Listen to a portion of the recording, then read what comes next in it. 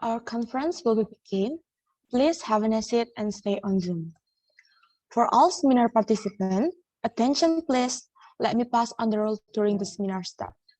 For all participants, as a proof of having participated in the ISOHET event, are requested to take screenshot during the event by showing their face to fill in the attendance link, which will be sent at the end of the event.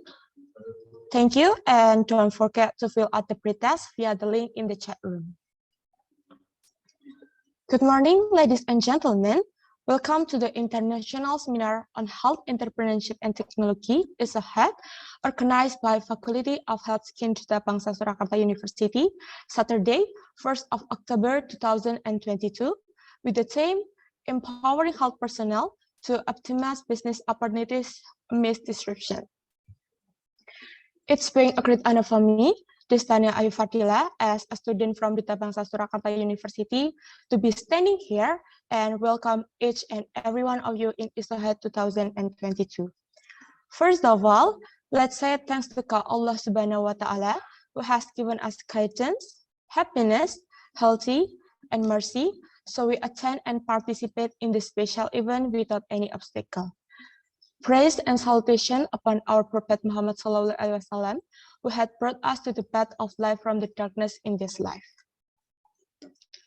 Ladies and gentlemen, this meeting will provide you plenty of opportunities to discuss, share knowledge, and insight. Before we process the program today, we would like to express our sincere gratitude to Honorable Director of Duta Bangsa University, Mr. Dr. Haji Singih Purnama MM, Excellency Mr. Tominando Eskom MCS as Vice Rector of Duta Bangsa University, Excellency Mrs. Dr. Rina Arum Prastianti SHMH as Vice Rector of Duta Bangsa University, Excellency Mrs. Farsi Mariati SKM MPH as Dean of the Faculty of Health Sciences Duta Bangsa University, Excellency Mrs. Hasni Latifanur AMD RMK SKM Mars as a moderator who guides the discussion of the speakers, Honorable the speaker, Mrs. Pratana Srisuk, PhD from Thai Global Business Administration College, Thailand, Mr. Dr. Silviasi Ambak from Universidad de Manila, Philippines, and Mrs. Nurhayati Eskom MCom from Duta Bangsa University, Indonesia, and then Excellency, all of participants ISOHET 2022. Before we start the main event today, let me read our schedule for today. The first is the opening, the second one is sing the national anthem, the third is prayer, the fourth is the greeting that will represent by the Vice Rector of Duta Bangsa University, the fifth is the main event, the sixth is announcing the door prize winner, and for the last one is the closing. For the beginning decision, let's open it by saying Bismillah together. Bismillahirrahmanirrahim.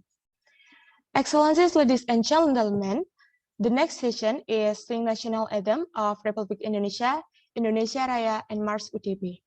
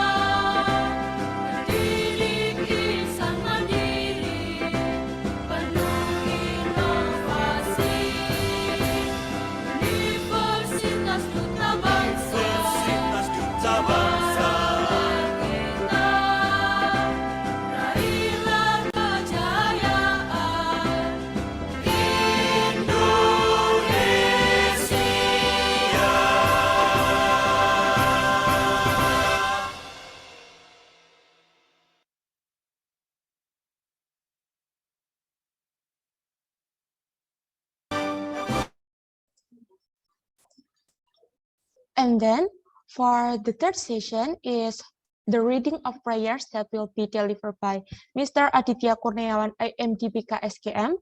For Mr. Aditya, time is yours. Thank you. Bismillah. Assalamualaikum warahmatullahi wabarakatuh. Ladies and gentlemen, let us bow our head for a moment. Pray to God Allah SWT, so that our international seminar on health, entrepreneurship, and technology 2022, ISOHET 2022. A'udzu billahi minasyaitonir rajim. Bismillahirrahmanirrahim. Alhamdulillahirabbil alamin. Hamdan syakirin, hamdan naimin, hamdan ni'ma wa yukafi mazidah. Ya Rabbana lakal hamdu kama yanbaghi li jalali wajhikal karimi wa azimi sultanik. Rabbi zidni ilman warzuqni fahma. Rabbana la tuzigh qulubana ba'da idh hadaitana wa hab lana min ladunka rahmah innaka antal wahhab. Rabbana la tu'akhidna in nasina aw akhtana. Rabbana wa la tahmil alaina isran kama hamaltahu 'alal ladzina min qablina. Rabbana wa la tuhammilna ma la taqata lana bih wa'fu 'anna waghfir lana warhamna anta maulana fansurna 'alal qaumil kafirin. Rabbana hab lana min azwajina wa dzurriyyatina qurrata a'yun waj'alna lil muttaqina imama. Allahumma inni as'aluka ilman nafi'an wa rizqan thayyiban wa amalan mutaqabbalan. Subhanallah rabbika rabbil izzati amma yasifun. Wassalamun alal mursalin walhamdulillahi rabbil alamin. Assalamualaikum warahmatullahi wabarakatuh.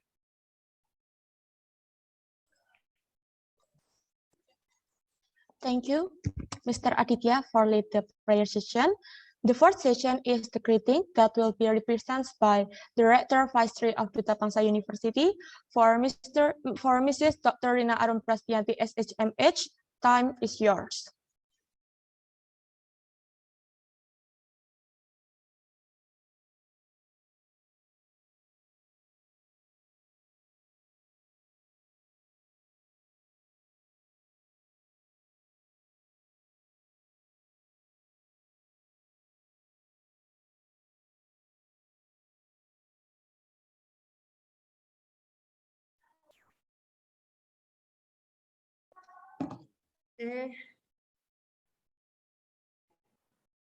Assalamualaikum warahmatullahi wabarakatuh.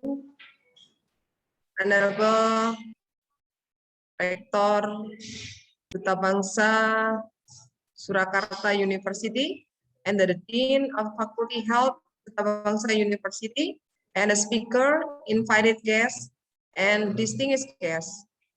First of all, let us offer prayer and gratitude to Allah Subhanahu wa Ta'ala, who has given His mercy and grace to all of us, so that we can attend in the international seminar on health, entrepreneur, and technology, even organized by Faculty of Health Science, Universitas Duta Bangsa Surakarta. And the first, I would like to say thank you to our keynote speaker, Dr. Sylvia Catalan Ambak from Universidad de Manila, Philippines, and Dr. Pratana Srisu from Thai Global Business Administration College, Thailand, in this round of forum.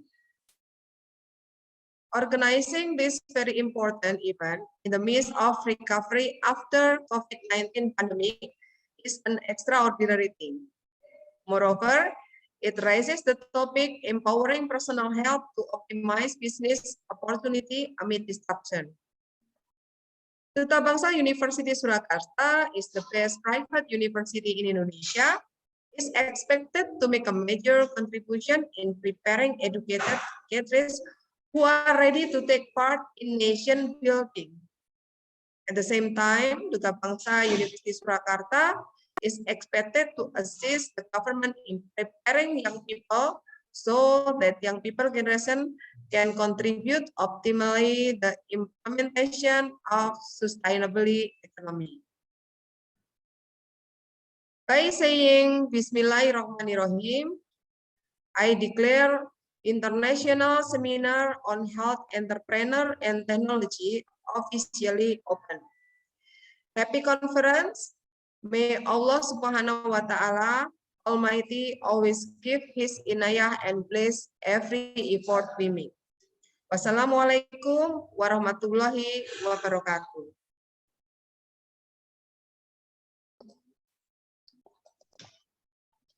Thank you for Mrs. Dr. Rina Arumpristianti, SHMH, for all the greeting. Excellencies, ladies and gentlemen, the next session is enter the main event. Materials and discussion from the presentation of the speaker will be guided by Mrs. Hasti Latifanur, AMD RMB Commerce. Previously, I will read a brief profile of Mrs. Hasti Latifanur, IMD RMB Commerce as a moderator. She is from Duta Bangsa University. She finished education of diplomatry, medical records, and health information on 2014 in Apikes Citra Medica of Surakarta. On 2018, she finished Bachelor of Public Health in Muhammadiyah University of Surakarta. And also, Mrs. Hasti Latifanur finished Magister Hospital Administration in Muhammadiyah University of Yogyakarta on 2021. For Mrs. Hasti, time is yours. Well, thanks for Ms. Destiana as a Master of Ceremony for giving me opportunity to lead the seminar for today. Assalamualaikum warahmatullahi wabarakatuh. Good morning, everyone. I'm Hasti Latifanur as a moderator in this seminar. I'm very happy to see you here and welcome all of you to International Seminar on Health, Entrepreneurship, and Technology, or ISOHET 2022. It's about empowering health personnel to optimize business opportunities amidst disruption. Ladies and gentlemen, no, we want to invite our first speakers, Ms. Pratana Sirsu, PhD. Good morning, Ms. Pratan. Good morning, Miss. Good morning. Yeah.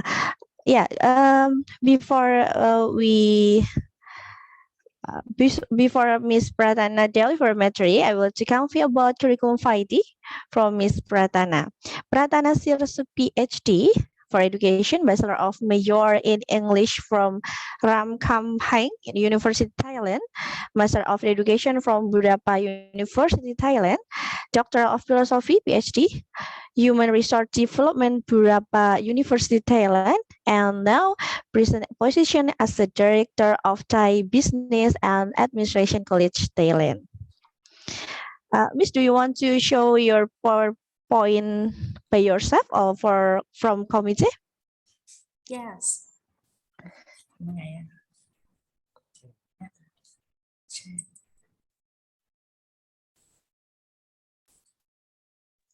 Okay, for Miss Pratana, you have 45 minutes for presentation, Miss, and for Miss Pratana Sirisu, time and place is yours.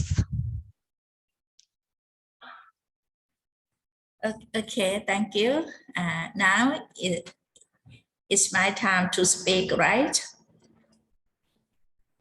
Okay, good morning, ladies and gentlemen.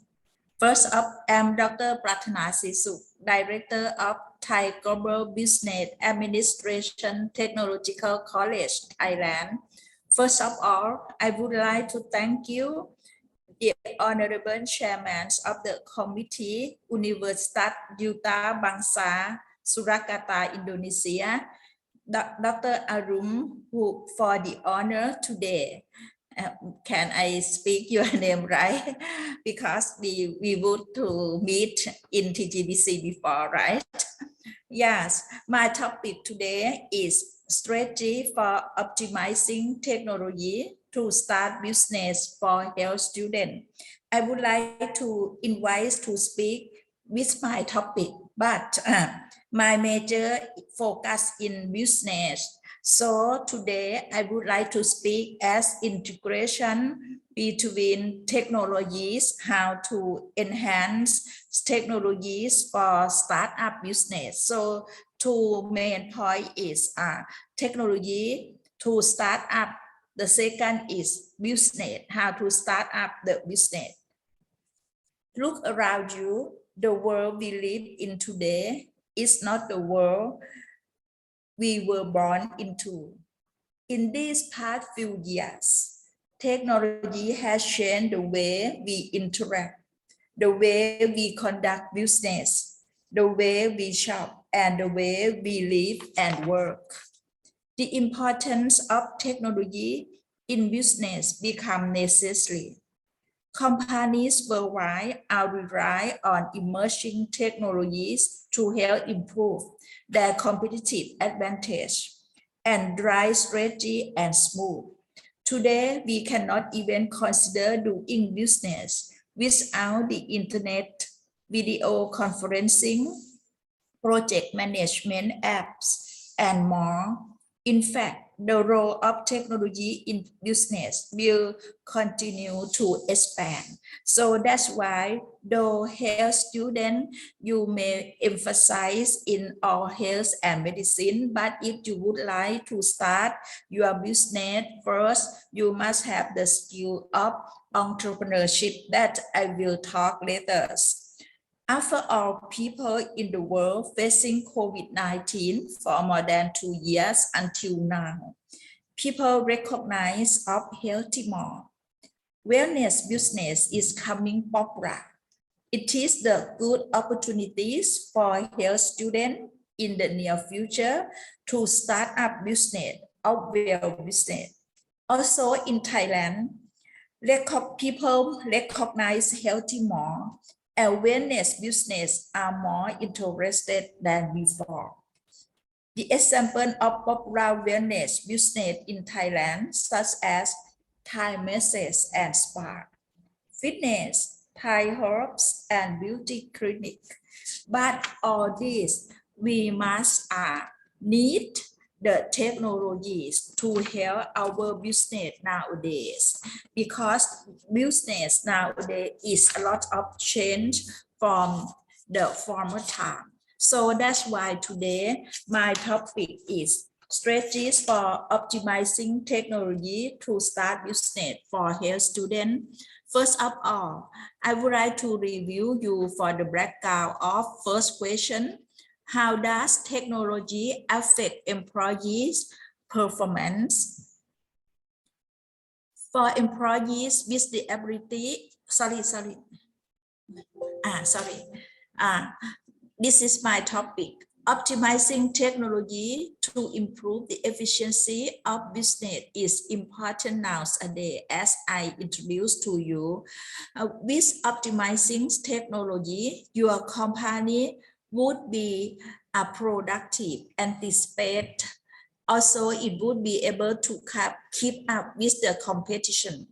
The best way to utilize your technology is to know what kind of technologies will be suitable for your business. This means that different business should be suitable for different kind of technology. So if you would like to start up the business, no need to use all the complexity of business, but we can start with the basic business first.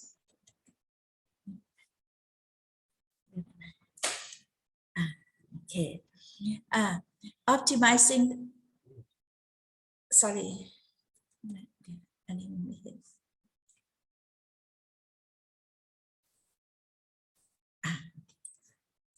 Sorry for inconvenience.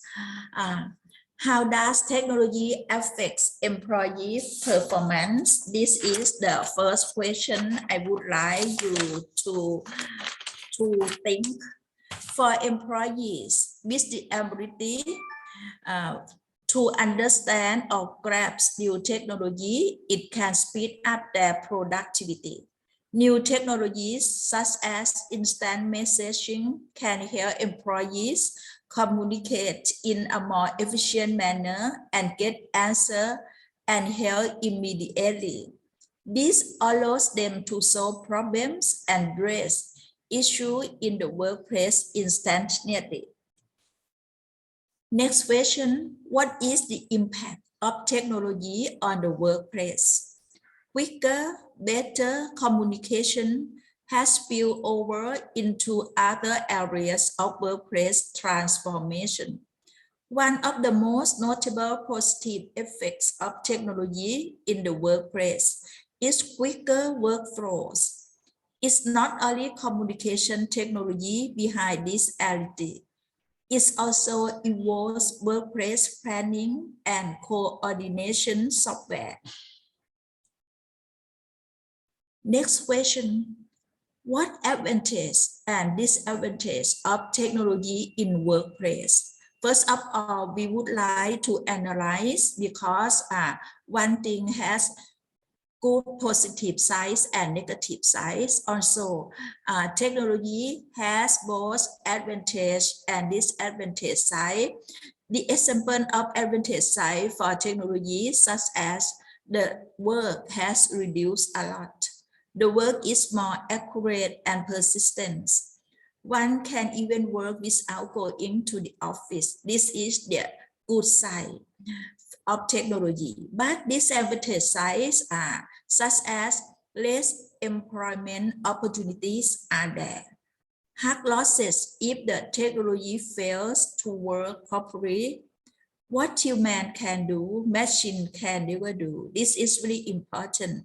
In our organization, sometimes one issue need help by human being because machine cannot help all.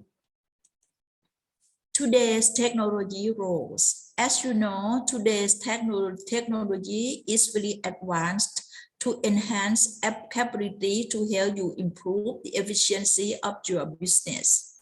It enables you to gain insight or understand deeply into market trends, customer performances, preferences, and business performance. Technology makes it easier to access performance business and analytical reports that you can use to redesign your strategies. How to optimize technology for business. How to optimize technology for business in here. I can analyze how technology utilized. First, increase employee productivity. Second, more efficient customer service. Third, lower cost of operation. Fourth, operation efficiency. Fifth, strengthen networks. Sixth, increase employee retention.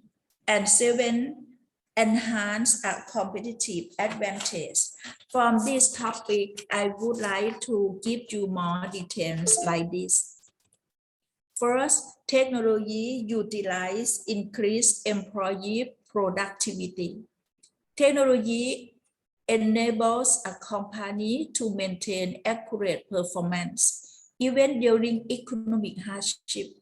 For example, data recovery and data backup services can allow a company to get back on its feet after a service outage or disaster. That helps maximize the productivity of your employees and minimize the expected downtime. Technology also improves workplace productivity by simplifying time-consuming tasks or reduce the time of the working.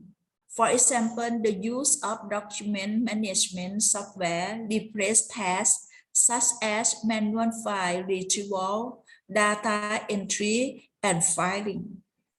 Moreover, managed IT services can help optimize your limited internal IT resource and eliminate the burden of routine system maintenance. Next, the challenge of companies being able to afford advanced technology and equipment is becoming less of an issue with the rise of cloud computing and mobile devices, which eliminates capital costs and provides ready access to information and data. Providing employees with the tools they need to succeed is a great first step in increasing employee productivity. The second, technology utilizes customer service. With technology, it helps to save you a lot of money to provide customers with accurate and quick service. Customer enters able to contact customer with preferred methods, such as phone, email, or chat. Contact center can run independently or as a unified communication system. Customer service technology is a set of a software and hardware solution that emphasize improving the customer experience and empowering agents to deliver better customer support and service. Customer service technology trains other business provide a more personalized communication experience and save money. This is the good point of customer service technology. As an information gathering tool, technology is the key to connecting customers with agents and delivering the contact needs to solve problems quickly. Technology provides options and lets customers choose how they engage. Technology ensures you provide quality services and products to your customer. This is for customer service.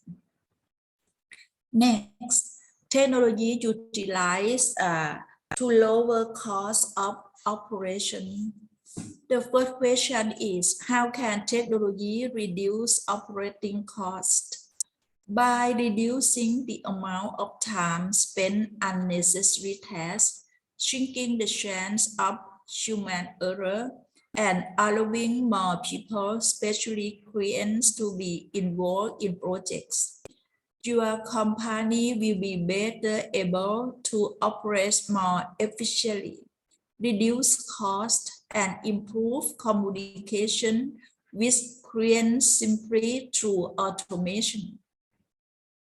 The second question is how technology can reduce costs in the workplace.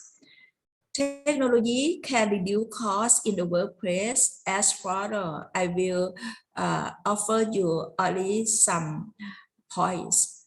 First, reduction of material costs. A clear example of this is moving towards digital documentation and working to make your organization paperless. Lowering the cost of paper, ink, printing, postage, and transportation can reduce costs significantly. Digital transformation of manual paper processes can also accelerate the speed of doing business. Next, better use of time. Technology can help better use of time. Increasing productivity is an obvious way of maximizing profits, and using technology offers a clear path to increase the amount of work an individual can do. Automating manual processes can speed up vital processes like collaboration, employee onboarding, contract negotiation, acquisition of new customers, and more. Adopting technology can help to make entire teams more agile and effective. Next, the good point of technology is reduction of bureaucracy. Bureaucracy and administration is often one of the main drains of company resources. The cost of doing business can impact company performance. In a Forrester study commissioned by DocuSign called the State of System of Agreement, respondents who had begun to implement automate digital agreements to replace administrative tasks highlight the improvements that had been made to efficiency. 45% of respondents report time saving and 48 reported a reduction in the rate of errors. Technology can help to simplifying business processes and reduce the amount of administration required to complete tasks. Also, technology utilized to lower cost of operation. One of the best ways to reduce mass spending is to invest in software and service-based technology. For example, print management software sets control and offers recommendations to help reduce expenses that can eat up 1 to 3% of your income.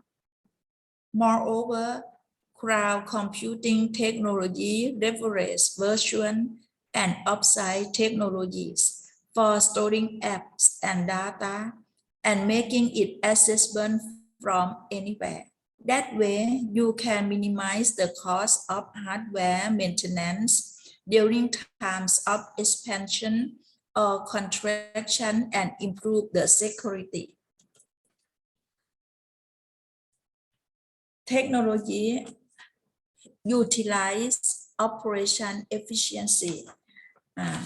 How technology utilize operation efficiency? First of all, I would like to review by these questions. First, what is mean by operation efficiency?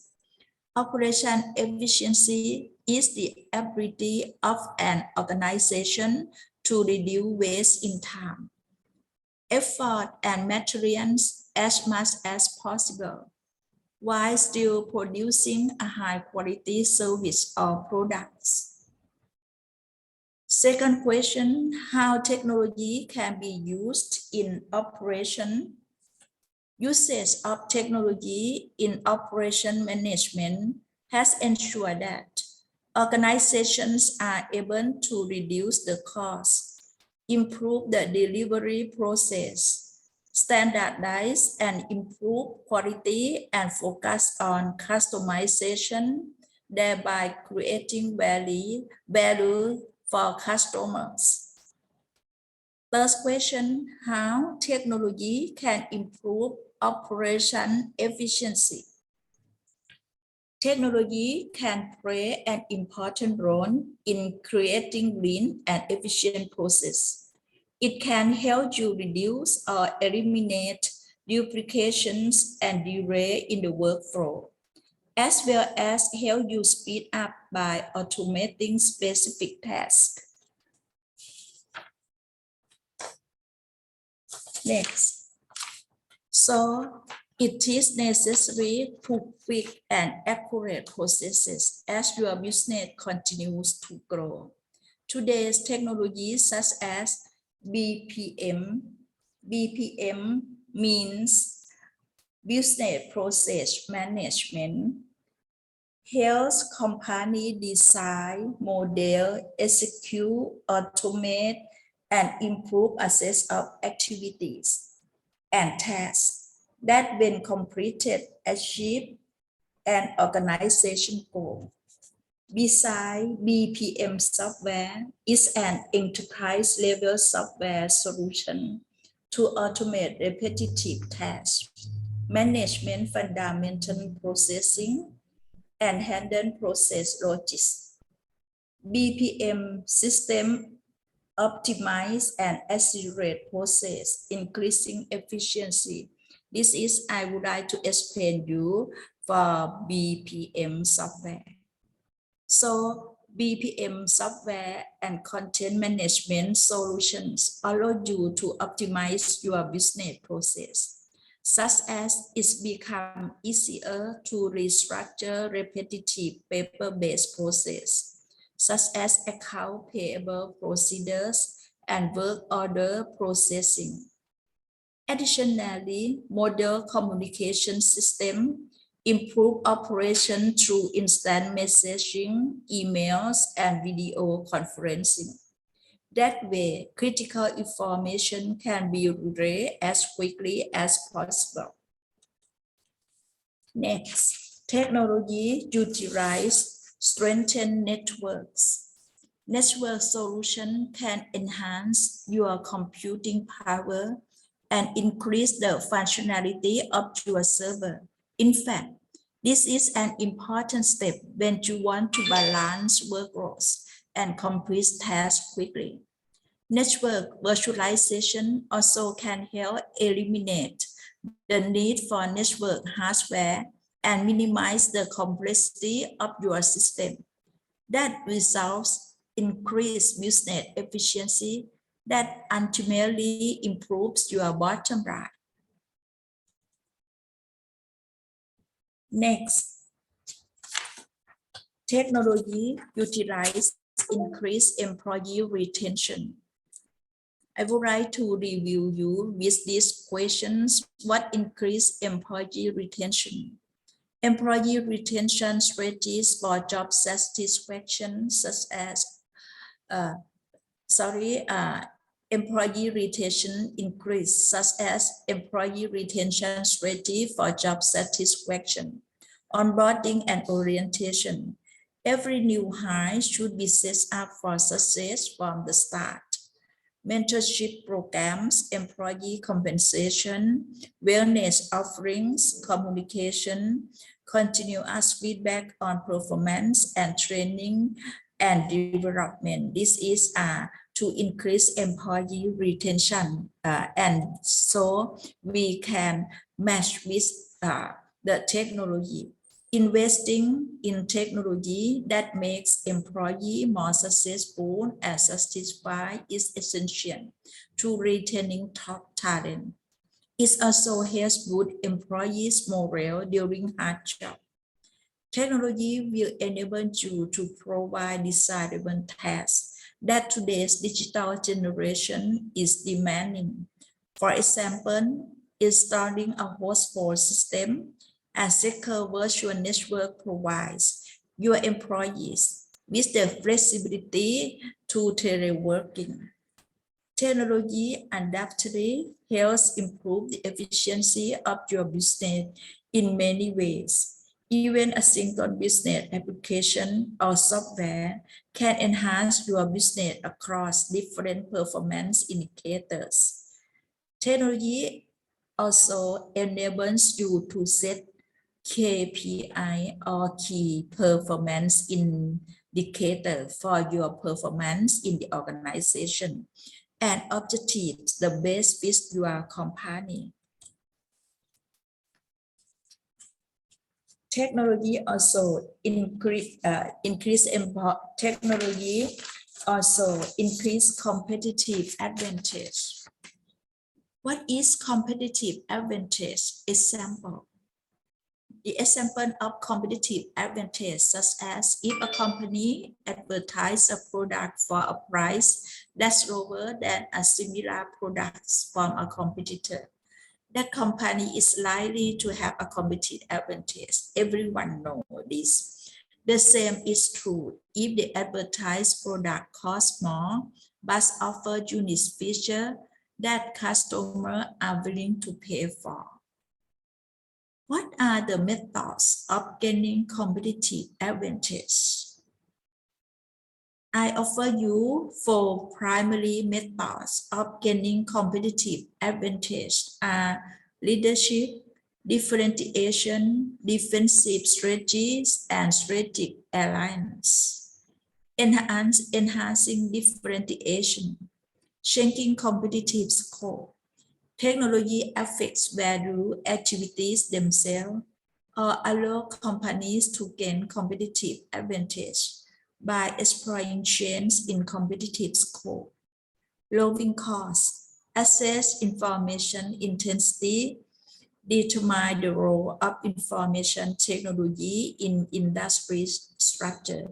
These are the methods of gaining competitive advantage, and we can link with the technology as it's moved from, because technology moved from strictly supporting role in the back office. Computer-based technology offers a new competitive opportunities. A company can use this technology, for example, to build a barrier to entry, to build in switching costs, and even sometimes to completely change the basic of competition. This is how technology utilize your business, but in more deep detail, it takes time a lot to talk about this. So this question is, how will you maximize the use of technology in business? I present you 7 ways to maximize technology in a small business. These are: use technology to stay mobile, invest in all-in-one office equipment, write the crowd, update your website regularly, because website is very important and is very useful for every organization to use website to promote our organization and maybe everything. Leverage on social media. Save on communication costs with VoIP or voice over internet protocol. Seek IT advice from the experts. So how do you maximize the use of technology? To maximize the use of technology is to make sure you use the right technology. As I told before, that the right technology with the right business. Incorporate automation tools. Manage passwords effectively. Only use technology where you need help the most. Use Chrome extension. Organize your time with calendar apps. Take advantage of free applications and use less technology altogether. However, if you want to start your business, technology is very important to study well and to choose suitably with your business. However, if you would like to start as the entrepreneurship, I would like to offer you skills of entrepreneurship did as well, because I would like you to perform or think as integration between technologies and knowledge of your business and also skill. The skill need for being start entrepreneurship, such as diversity cultural skill. Diversity cultural skill help to understanding cultural differences, help to develop connection with one another.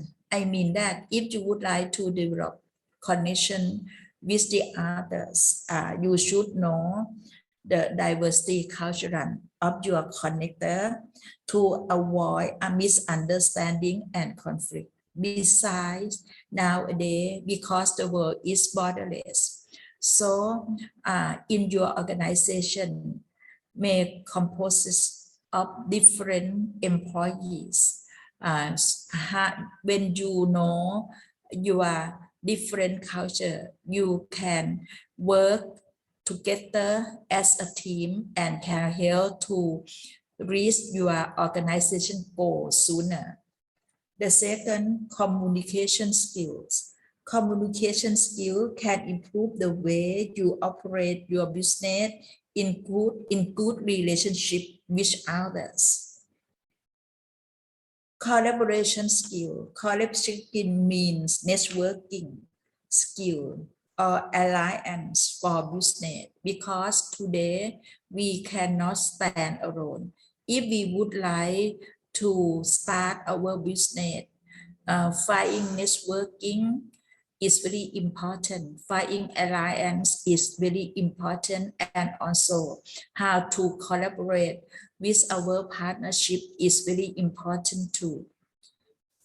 The fourth is leadership skill. Leadership skill means if you would like to be the leader, you must able to motivate team effectively, create confidence and inspiration your team for the goal of the organization. Fifth, system thinking skill.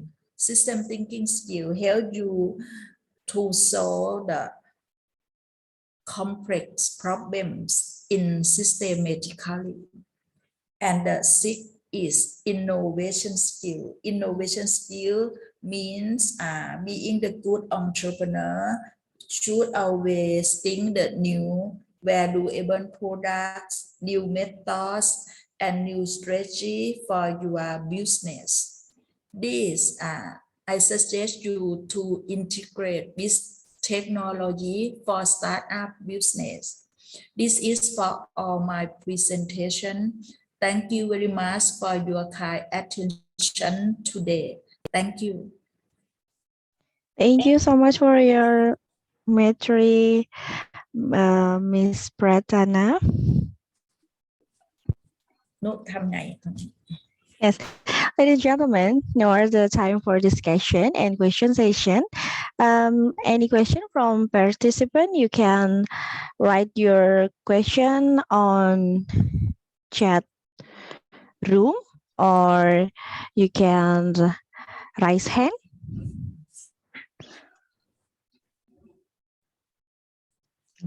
Any question from participant for Miss Pratana, sorry, Pratana.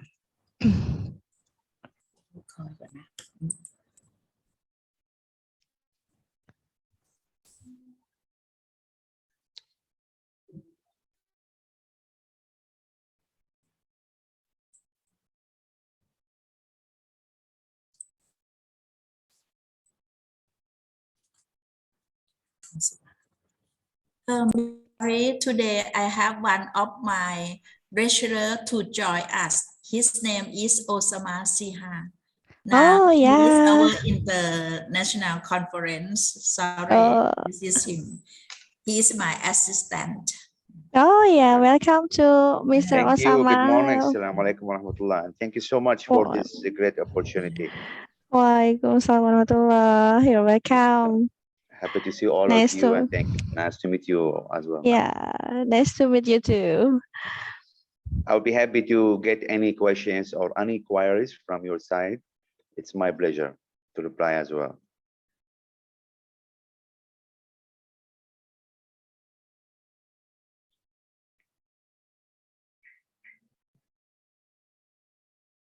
Can you hear me? Yeah. Okay. Okay.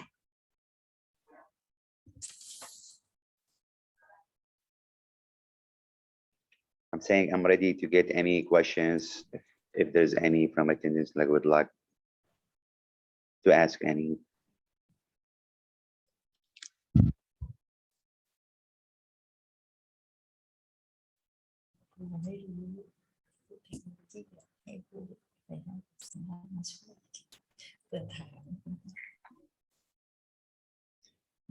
Okay, since it looks like let me take this opportunity, please.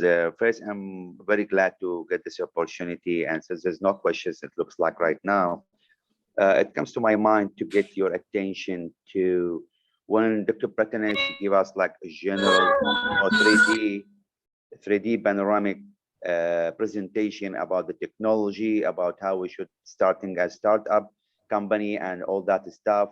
It's a very, very basic and essential information which should any company or any organization should be taken into consideration. So when it comes to when speak about technology, if you notice, like what good example, COVID itself, like how changed the style of teaching regarding the students, even for the teacher, for any organization. We used to come to school every day. We used to lecture like every day. But when COVID came in, then we have to come up with another solution. What was another solution? Using technology to where still conducting teaching, where not necessarily to be in person in the school. That's why I started teaching online. This is a very good actually example for like how is technology helping us, like how to goes forward or overpass any problems or any all these issues. So it was very obvious. Like for example, I still remember, and there are many apps like somewhat Dr. Pratana, she mentioned on at the beginning. They are a very important, like to use what kind of technology or application that help your company or organization to go like forward. Like for example, I remember from my university, American University, we used to use Word class, like same as well on also TGBC, Thai Global Business Administration. So there are such nice applications or using technology in such a way, like where the students can still be able to have lecturing, take the classes, and also the teacher still can teach, still can write, and without be physically or in person or on site with the student. That's really good example to take the COVID. Of course, the automation nowadays is very important. Like to be honest, we are running even the biggest manufacturers in the world, like some Japanese and either Americans, IPMP and all that stuff. They are running right now quickly to produce the smallest chip of electronic chip, like to save the data in a very less less size, for example, either way. There are like many challenging, and we're still running. We are living in every day. There's like a new thing.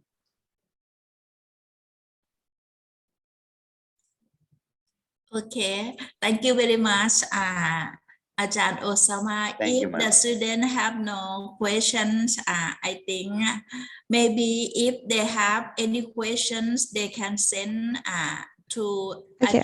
Dr. Arun again, and we can answer after this. Thank you so much. Definitely. Sorry, this is there are one question from Amelia Salsabila is I see there are so many positive effects, advantage of technology of our own business. So I'm curious about, is there any obstacle or disadvantage that might be appears? It's that, so what the obstacle or disadvantage? So Yeah, okay, for Dr. Mr. Pratana, if you want, yeah. Can I get the permission from you, ma'am, to answer this? It's a really interesting question. Please answer. Thank you so much for this great question. Uh-huh. I will give you very simple, just to make it very easy. Whenever we are operating in any factory or system technology, try to imagine if the electricity for unexpected way, it's off, what gonna might be happen? So I will turn your question to my question. If you are working in automation on a production line or something very important, then suddenly, for unexpected reason, could be weather, could be environment, whatever it is, there's like shortages in the electricity itself, the power. The power is off. So this will be one of biggest like challenging, like could be affect. Like if there was like a production line, wouldn't be easy because the machine to even maybe someone gonna tell me, hey, there's like generator, even the generator, it will be take time. Even the generator will be take time, maybe a few seconds. It's nothing like right away 100%. So this is one of those challenging, like we have to be taken into consideration. And still in automation, even when you still use automation, human beings still control that. And we are, we are a human beings at the end of the day. Okay, thank you so much for your for your answer. My pleasure. Any this is the second question from Sauhalulu Manin for Mrs. Pratana Sirsuk. I would like to or Mr. Osama. Yeah. I would like to ask whether the technology at this time must meet all applicable rules. Otherwise, whatever in it can hinder the performance of technology. What is the solution so that every implementation can run properly? So this is from Zahira, right, from class. Okay, medical record, right? Medical record. I want to ask earlier to increase competitive advantage. No, About no. the From sorry, the second question from Sauhalulu Manin. Yeah. Or maybe you want to answer question from us. Let me answer both. Let me answer both. Okay, it's my pleasure. Yeah, Okay, yeah. I got it right now. Now I saw it in my screen. How to start technology? Okay, now I am in a very lovely spot in Thailand, Phuket.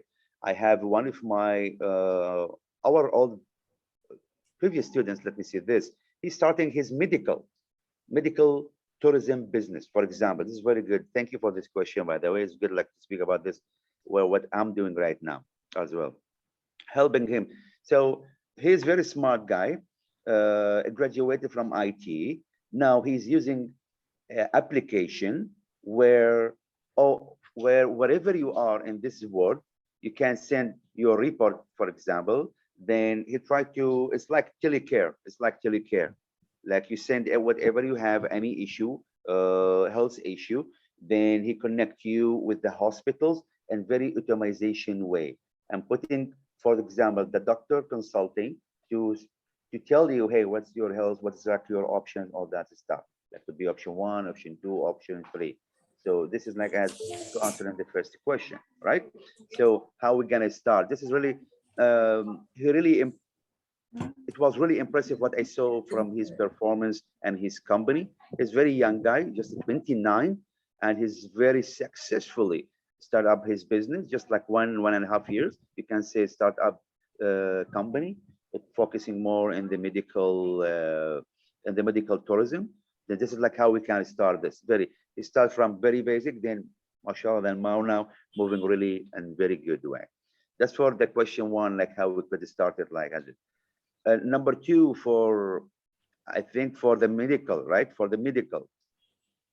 Oh, medical. This is very big topic right nowadays because it's very challenging, and most of the people they're looking to heal from any before, for example, before this super advanced technology where we are living right now. Many operations, like unfortunately, the patient couldn't be conducted because we don't have that high technology. Nowadays, with the super advanced technology, any doctor, for example, you are in USA and you are a patient in Indonesia, they can use the robot machine or electronic machine to operate the operation, and you are in Indonesia and the doctor, they are in another part of the world. But this is regarding the medical. We are really living in very super advanced era, like from new technology and how it can improve our life as well. And still there are more. Okay, thank you so Hopefully much. I answer your question. Okay. From Emmanuel Dwi Anansina, professionally states that there are 6 skills for entrepreneurship. What is we don't have some of 2 skills? Does I have a big effect? No, okay, like when you say this, we don't have that kind of a skill to entrepreneurship, right? If you want to start something, you should have something. If you want to start something, you should have something, right? So we cannot say, hey, I don't have any kind of skill. Okay, we learn the skill. We learn the skill. We develop our skill. It's very obvious, right? So when, for example, if she would like, Emmanuel, if you would like to start a business, or if you'd like to start a company, there is like, you should have a dream. Dream is not enough. Vision how to do this business. You should have basic touch information. What is really necessarily, like if I want to build school, what do I need? I need assets, right? I need some equipments. I need to take it into consideration teachers, management, IT, all that stuff. So there's like a package for all that stuff should be used to achieve or conduct your business. And again, it's not necessarily, so this is business. Again, there's like risk. If I'm speaking from now business point of side, okay? High profit, high risk. High profit, high risk. This is very well known, okay? Yeah. We start something at the end of the day, and we learn, we adjust ourselves. As same what I said, like when COVID came in, all the world tried to adjust, okay, what we can do. Like for education system or for education field, what we have to do. Then all the people moved to teaching online, for example. The same thing. We have to be very smart, study very well, like what you want. First, you have to know what do you want, what I want to be, and what should I use. Okay, thank you so much. Yeah, the last question maybe from Rima Muelsa. In the material presented one way to optimize business technology to increase employee productivity. So what are the ways that can be done to increase employee productivity in order to optimize technology for business? Thank you. Okay, that's very good question. Thank you so much. Like when some employees, they came into the factory, they don't have all them the same skill or the same background or the same could be education as well. So what do they need? They need more experience. So here is the technology when came in, then we can do seminar, we can do simulation. Like for example, before you've been a pilot, you have to go or you have to pass testing like simulation. Otherwise, we're not gonna allow you to drive the pilot. Okay, so this is the same thing for many sensitive business or like technology. So we have, again, like I said before, we need to use the right technology. The thing can really help our employees, our like customers, our company, how to move in a very efficient way with less cost or loss. Hopefully I answered your question. Thank you so much, Mr. My Osama. pleasure. All of the participant is so excited with talking about business, especially for students. And okay, sorry, I think it's enough for this session. So sorry, we have yeah, and now as before we to second speaker. Now I will to read conclusion from Mr. Pratana's material and from Mr. Osama. Strategies for optimizing technology to start business for health study is optimizing technology to improve the office efficiency or business is very important nowadays. With optimizing technology, your company would be a productive as anticipated. Also, it would be able to keep up with the competition. And then the best way to utilize for your technology is to know what kinds of technologies will be suitable for your business. Okay, for maximize the use of technology in business is use technology to stay mobile, invest in all-in-one office equipment, write the code, update your website regularly, leverage on social media, media, save on communication costs with voice over internet protocol, and seek its advice from the expert. And so technology for very important for business. However, the skill for entrepreneurship are needs as well as differently skill, communication skill, collaboration skill, leadership Exactly. skill, systems thinking skill, and innovation. And also, Mr. Pratana suggests you to integrate with technology for startup business. And I agree with Mr. Osama. Thank you. Said that high profit is high risk. Yeah, high profit is also high risk. It's I'm sorry, right, I think. just to make it this quickly, because everyone would like to do business, like, but again, we have to be very reasonable.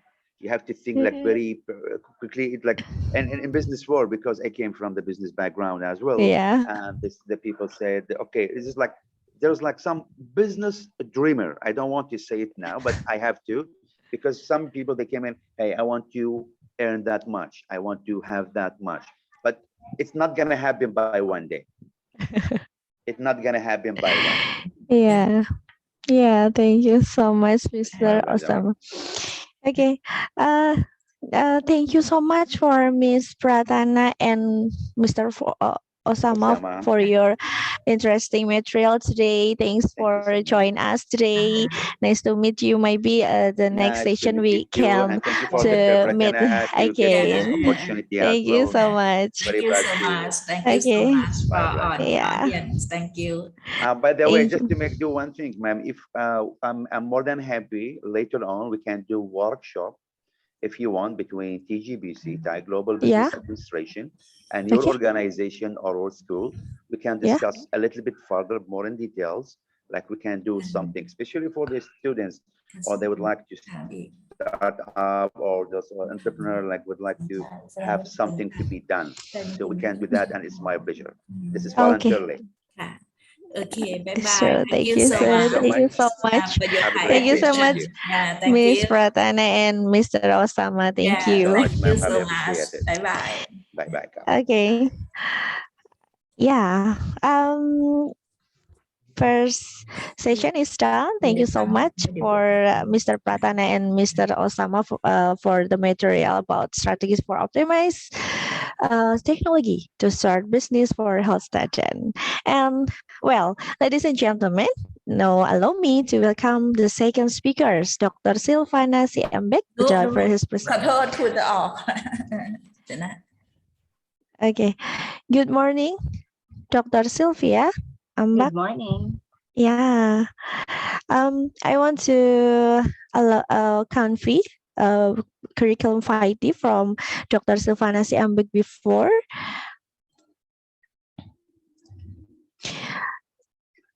The name is Sylvia Chatalan Ambak, and field of specialization is all education course, management and leadership course, health, business and entrepreneurship course, fundamental and advanced research course, basic and advanced research writing, basic information technology, MS Word, MS Excel, PowerPoint, database, and Adobe Photoshop. For the postgraduate, Master in Education Management in Polytechnic University of Philippines, STA Mesa Manila on December 2005, and Doctor in Education Management, Polytechnic University of Philippines, STA Mesa Manila, March in 2030. For dissertation title is assessment of dissertation title is a competency level of pre-certified teacher based on national competency-based teacher standard in public school in the national capital region. And for a professional certificate, so many professional certificate. One of them is my virtual classroom, Open University, University of Philippines on April to June 2020.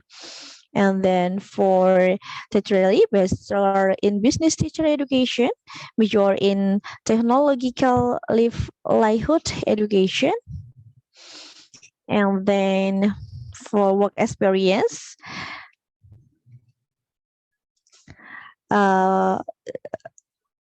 education consultant. Now, she is education consultant in Quezon City University. And then for part-time faculty in Laguna State Polytechnic University, professor in credit school, and etc. Then many citation and awards. So many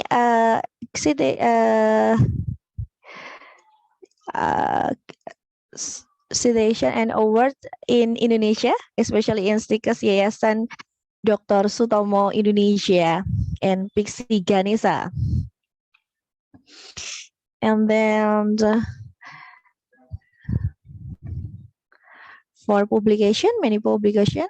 The latest is Hamrum Advice Role on School Family Involvement in Senior High School in Manila, 2021. And for the last research conducted and paper presentation is Parents Assessment of PUP, Early Childhood Education in Community Outreach. Okay, for Miss Amba, you have 45 minutes for presentation. Time and place is yours. Salamat pagi, Ibu Hefty Latifa Noor. Let me thank the Selamat organizers, pagi. Management Committee, and Faculty of Health Sciences, the Duta Bangsa Surakarta University, for gracing this occasion, and I'm privileged to be part of your first international seminar on health, entrepreneur, and technology. So terima kasih for the invitation, Dr. Rina Arum, the Vice Rector of Student Affairs Cooperation and Tracer Study, the Dean of the Faculty Health Sciences, Dr. Warsi Mariati, the Chairman of the Committee, Sir Nuriyahati, and the Director of Duta Bangsa Surakarta University, Dr. Singgi Purnomo. To all faculty, administrators, guests, and students, a pleasant morning to all. So let me share my screen.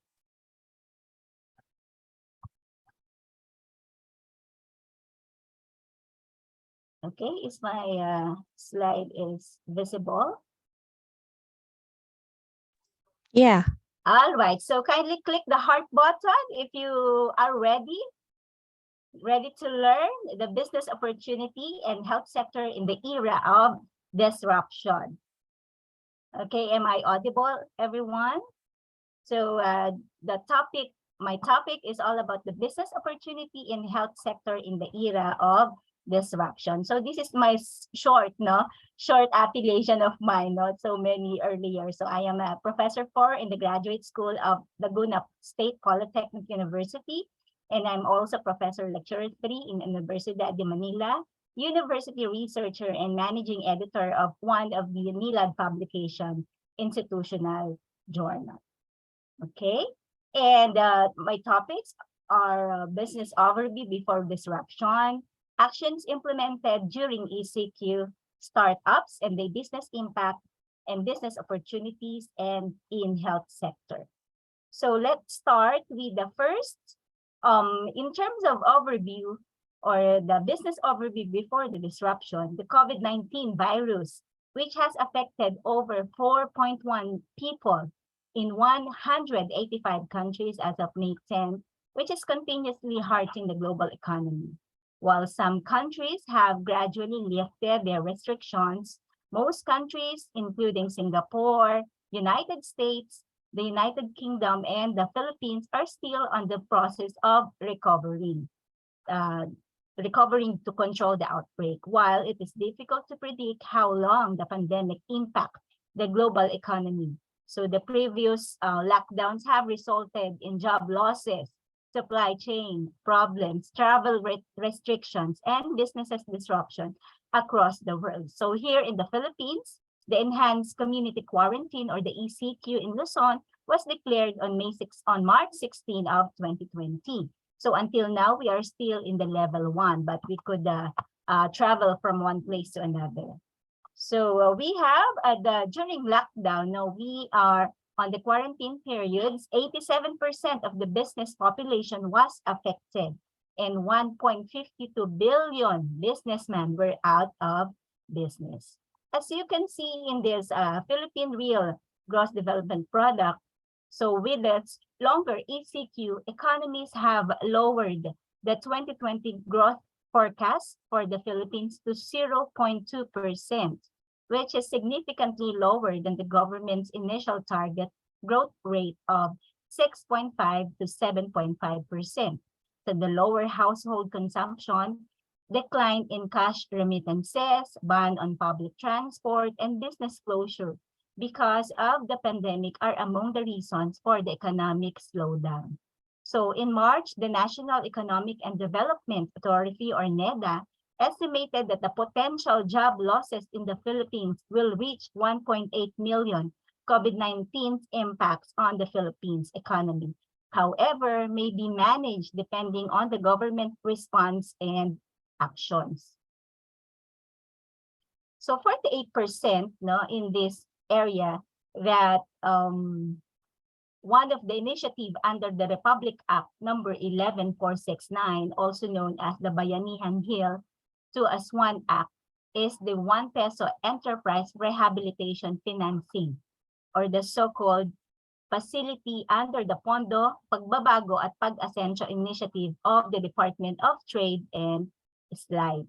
So industry, we have this DTI for the Small Business Corporation through the facility of microfinancing with an asset size of 3 million. So as one of the investors or a businessman, you may borrow up to 200,000 pesos, or that is equivalent to $4,000 US. While if you're in a small enterprise with an asset size ranging from 3 million pesos to 10 million, you may borrow up to 500,000 pesos, or that is equivalent to $10,000. I believe this is enough for the small medium enterprise. Loans provided by the ERF, or the Enterprise Rehabilitation Financing, carry an interest rate of 0.5 per month or 6.0% per annum. So while the government has provided assistance and is planning to introduce more programs to help the MSMEs recover from the impact of COVID-19, additional help is needed because of the country has over a million nationwide in terms of technology startups, for instance. So to understand the impact of the COVID-19 outbreak of the tech startups in the Philippines, or the so-called PwC, or the PwC is the Price Waterhouse, are the one with highest quality standards in delivering audit and assurance, tax and advisory services within outside the Philippines. So together with the Department of Trade in this industry, the QuickBox Online and IdeaSpace surveyed 90 founders from April 12 to 26. So the result, as you can see, almost half of the founders are greatly concerned with the impact of COVID-19 on their operations, while 23%, it is an isolated concern. Interestingly, 21 of the founders says that the outbreak resulted is increasing in the demands for their services and products. So what are the actions to be taken during the ECQ? They reduced the level of operations. They started offering a new product or service, so they shift from one business to another. Implemented cost reduction aside from employee costs. Prepared a business continuity program. So they deferred also the expansion plans. For example, before pandemic, they have a branch out, so they deferred it. Temporarily stopped offering an existing product or service due to the current restrictions. So they also reduced the employee headcount to save on costs. They canceled a planned investment, evade loans funds from external sources. So they also temporarily stopped offering an existing product or service due to lack of demand. And they also evade loans funds from existing shareholders. So to have startups and the business impact, as you can see, the startups from logistics, education technologies, enterprises, services, or financial technology and healthcare sectors have been positively impacted by the outbreak because of their products and services are critical to making the arrangement due to the ECQ work. So during the ECQ period, only employees to providers of essential products and services are permitted to pass through controls points. So these are the following. So who are the group of individuals or offices or manufacturers who are allowed to open their business or the ongoing business during pandemic. So these are the manufacturing plant of food products, essential products, medicine and medical supplies, retail establishments such as groceries, public markets, and drugstores, logistics services, hospital and medical clinics, food preparation processing companies, delivery services for food, water, and other medicine, bank and capital markets. And I do believe that you are using the online marketplace, right? So this year, number one, e-commerce in Indonesia, if my research is right, is Tokopedia. Am I correct? So Tokopedia, according to the website of Indonesia, is the number one e-commerce, followed by Shopee and Lazada. They have 157 million clicks. All of the students, faculty, and the family are really engaging in this e-commerce Tokopedia. So in this case, during COVID-19 concern in business, they are really engaged into 62% financial impact. So when the COVID arises, the 56% potential global recession was experienced, and 49% funding difficulties. So 31% decline investor confidence. So 31% has a problem in supply chains and issue. And 17% of them lack of relevant information. So 40% declined in demand, reduced consumer confidence in 36%. Also, they reduce workforce productivity. Some of the employees laid off, or most of the business establishment was closed. So 17% lack of emergency preparedness. All of us are not prepared of this COVID-19 pandemic. So cybersecurity, privacy, fraud risk is 2%. So getting back in business, we all know as entrepreneur or as a businessman, we need to get back in business as soon as possible. So the situation will create a new breed of startups and will probably change how to do a business in a long run. So 84%, according to them, a normalized operation within 6 months after the lifting of the ECQ. So 62% cash runway of up to 6 months also. And 69% can only sustain their startups by up to 6 months if the ECQ is extended. So we are really have a difficulty in expanding or still opening or operating a particular business. So how the Philippine government can help our startups? So 71%, the government should provide loans with a longer grace period and relaxed credit requirements. So 66% tax incentives. And they have the so-called 60% now provide incentive investors to fundraising. And 53% provide quality equity financing to start up. And 42% provide wage subsidy. So these are the efforts that the Philippine government can help our small or big enterprises, businesses. So we need, in getting back into a particular business, we all know that we need to have access to customers, wherein these customers can sustain our business to start up to this level. So some of the considerations for sustainable business after the ECQ. So we need to have the access to customers. So we need to record all the possible customers that we have to. Access to talent, access to free consulting services, access to suppliers. So access to better, reasonably processed IT solution, and access to free workspaces. That's why some of us are really work from home. No, we close our establishment and we work it from home. So helping this startup and investors take a wait and see approach. So we could not have this company expect lower valuation. 71% of the founders says that the government can start up by providing loans with a longer grace period and relaxed credit card or term. So even though that we have pandemics, no, there is a business opportunities in health sector era. So don't you worry, because some of which may consider that the business includes the continuity plan, no, wherein the life must go on, no, according to the businessman.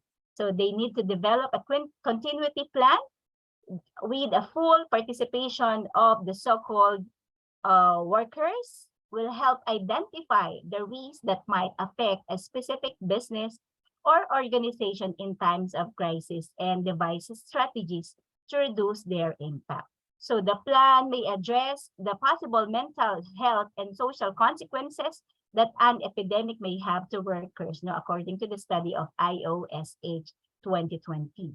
So the plan may also address the possible communication to all workers, contractors, and suppliers. Everyone must be aware, no, of what they should do or not do based on the plan, including the duties and their responsibilities.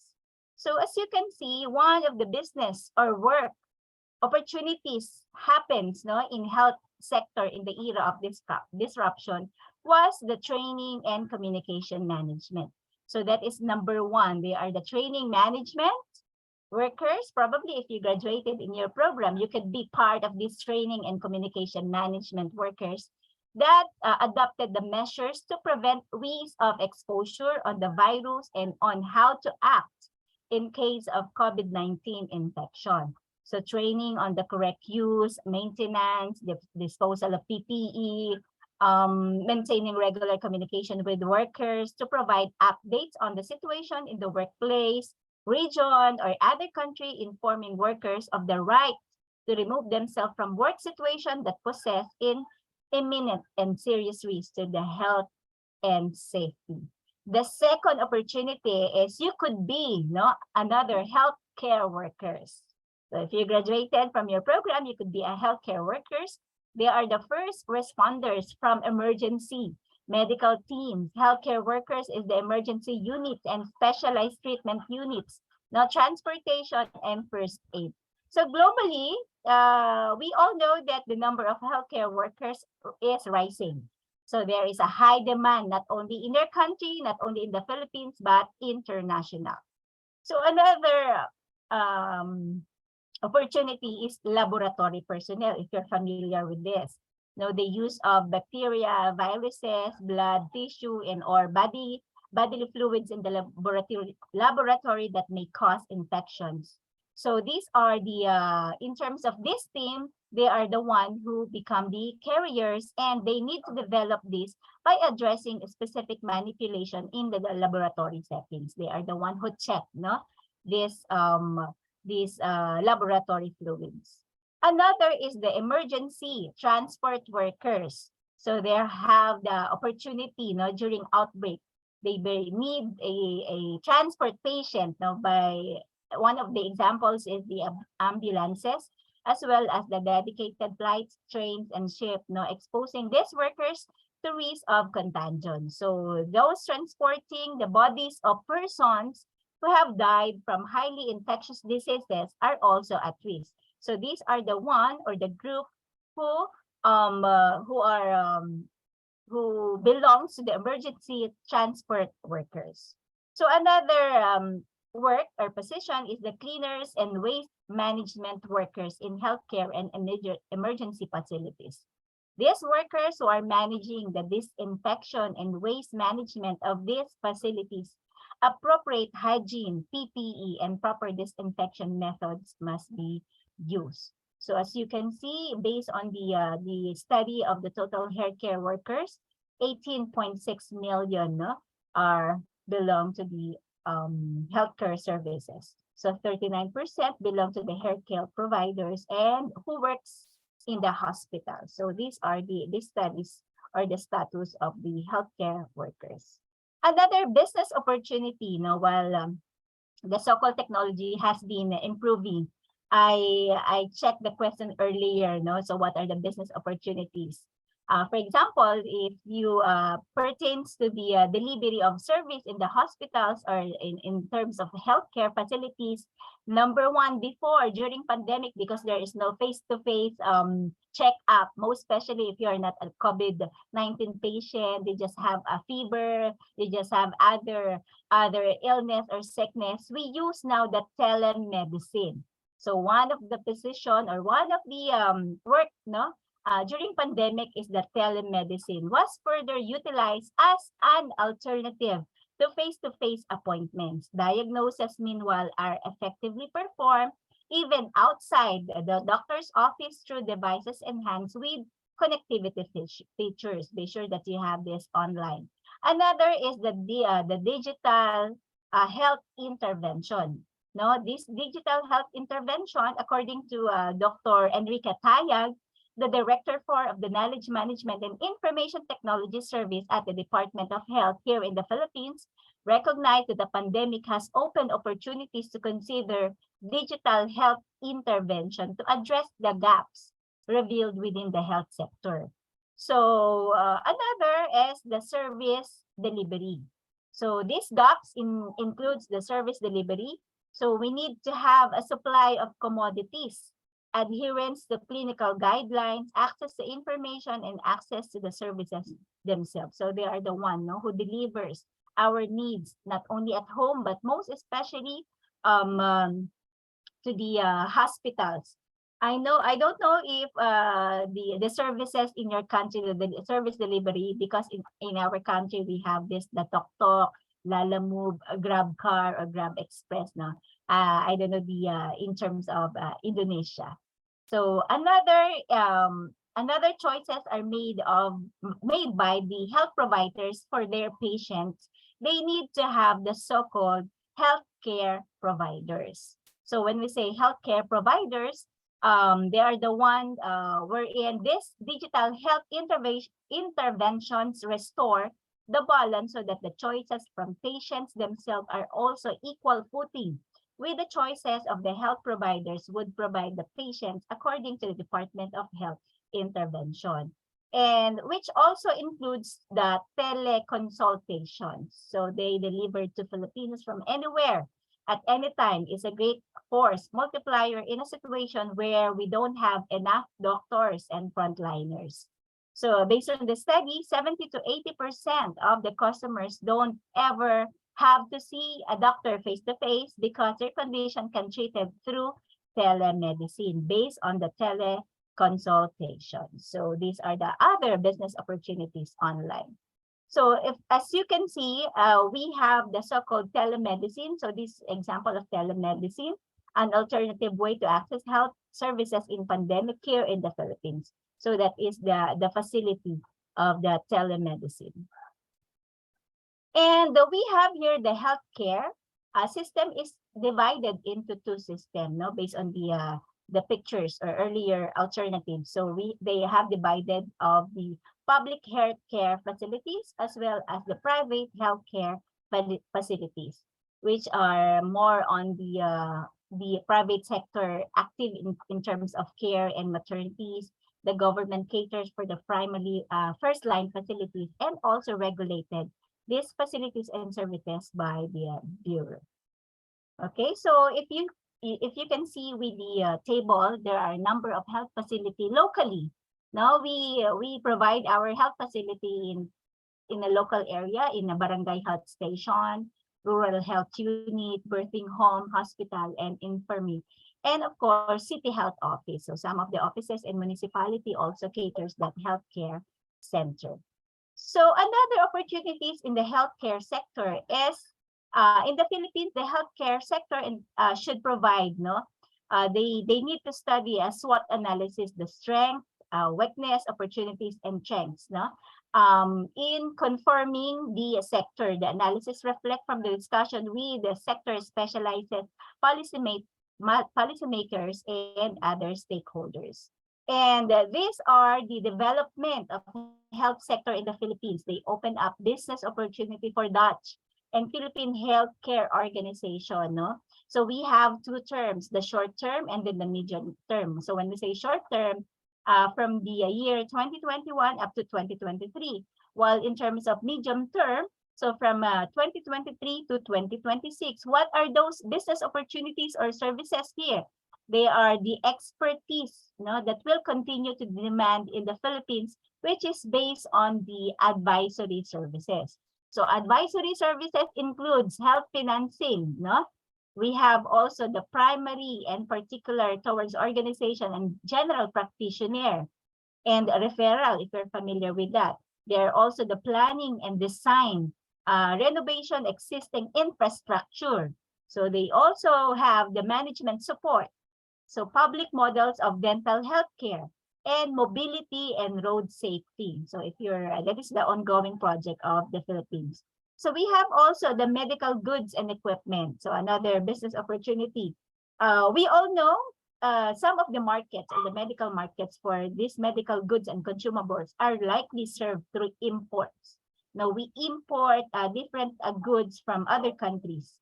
So we have these high value products such as Diagnostic, that imported in Europe and USA. So these short-term opportunities also serve in the disasters services, which are provided by the National Disaster Risk Reduction and Management Council here in the Philippines.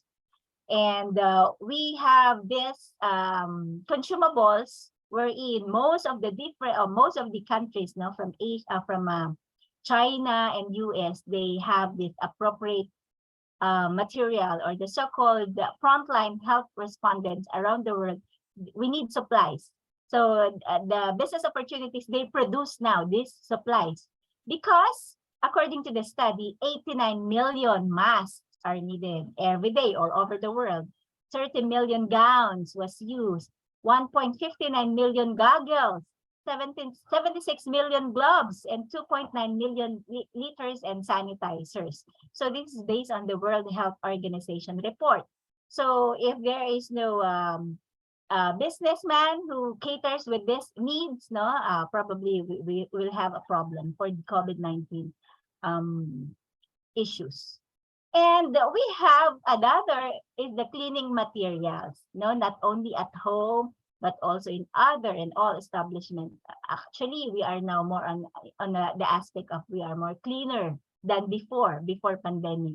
But we do believe not only supporting by international program, that the American Cleaning Institute, they have donations from 10 million product and personal protective equipment because there are so many equipment needed. 77 million cleaning products and sanitizer, 99 million in kind. So in terms of new production of hand sanitizer globally by ingredient suppliers per gallon. So we have 427,000 gallons of this hand sanitizer. And of course, average increase in production of volume of cleaning and sanitizing product is 20%. Would you believe that in your country, for sure, like in our country, we also have developed our own cleaning materials and we buy it through marketplace. We cater the local industry and of course the individual of us. And I have example here of the marketplaces for the small medium enterprise. There are so many marketplaces, of course, during pandemic and up to present. Now we have to buy online. No need to go to the supermarket, no need to go to the store. All you need to do is join in that group. For example, Manila Online Shop, Paco Pandacan Santa Ana Manila, Malate Buy and Sell, and other stuff. All we just click and we just join for the group and then select the products that we wanted to deliver from your doorstep at home. So that is one way another opportunity is for the small enterprises, because some of us was laid off. So meaning they created their own business at home. So there are so many trainings from different institutions or the government that they have training how to create a dishwashing, how to create your own shampoo, how to create your own materials, no, in pandemic time. So the reason for that pandemic for you, so that the business, no, could be part of your be part of the market online place or the industry. So we need to have online trust. So what do you mean by online trust? 70%, you just cite a post and then we click. According to them, 70% are based on the site post. And when we check one product, we click now the customer's review. So 50% mention about the product, that the product is good. And if there is a good rating coming from the customer, 80%, so for sure, now we will buy that product. And there is a social interaction or communication. There are so many likes, no, there are so many thankful messages for the product to buy online. So that is 60%. So there are so many business opportunities, even pandemic. No, that is really a great help to all of us. So another is the e-health. If you're familiar with the e-health, so that is another business opportunity. We're in a systems and software solution for patient registration and maintenance for patient records. No, we just log in online, and this data is based on the different pharmaceutical, so health data analysis services, and also the billing is more on e-billing. So here in the Philippines, we have a GCash, no, a GCash system. And in terms of medical education, I do believe it also increased, no, the medical education in terms of collaboration and partnership, no, could be interesting. So there are medical universities are established for the international exchange universities, no. We have so many exchange programs of students, faculty, and staff. So we have online webinars, student exchange, even though we don't go to just like now we have this international conference, even though I am not visiting Indonesia, no, wherein my last visit in Indonesia was in 2020, no. The lockdown in the Philippines is March 20, and I have 3 universities wherein I need to speak personally or face to face. I canceled the 2 because the lockdown is March 20, and I'm still in Indonesia in March 19. So one day before, no, right after, immediately, no, we rebook our flight so that we could go back. So there is no online virtual conference yet, no, in 2020. That's why, no, we are lucky despite of pandemic. We learn, no, we learn from different aspects. And of course, we have these strategic areas. So the speed and quality of the implementation of the different health reforms, no. We have construction. So because of the needs of the different materials, we need to have the new construction, new manufacturers, new suppliers. No, we ask help, no, from other countries. And we have also the capacity and emergency disasters medicine services. They need to have a different training from this COVID-19. So there is also a population screening program, the PPE construction, the prevention and treatment of alcohol and drug abuse, and as well as the different regional, which is focused on the different areas, no. But fortunately, we are lucky. We are still alive and kicking, no, despite of pandemic. So the Philippines have been evaluated to the status of a middle income country, and such is no longer qualified for donors, no. So we have different grants and loans. Now we have a partnership, no, in the different agencies, including JICA, which is from Japan, COICA from Korea, USAID from Europe, Singapore, China, and AUSAID from Australia. So these are the partners, no, of the business opportunity that may arise. So before I end my talk, no, or my script, the healthcare sector has a significant role to play in fostering equity in the context of widening global social and health inequities.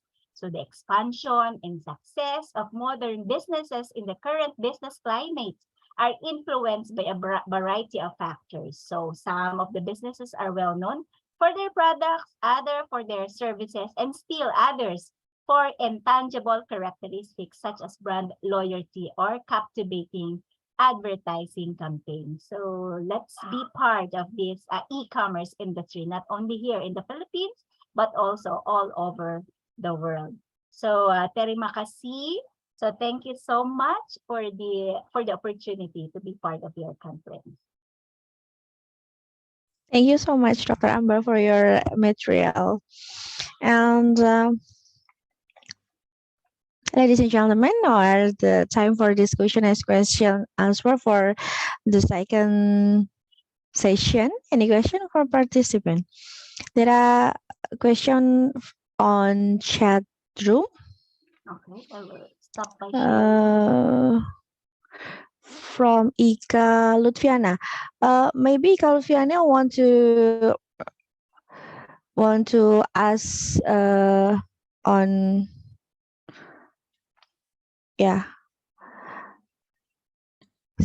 Hello, Ika Lutfiana, you can turn on your microphone and you can ask to Dr. Ambak.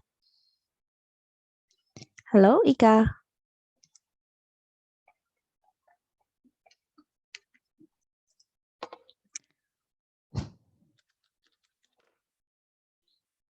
Ika want to ask question directly. Please turn on your microphone. Ika? Not yet? Okay. For the second question. Good morning, Dr. Sylvia.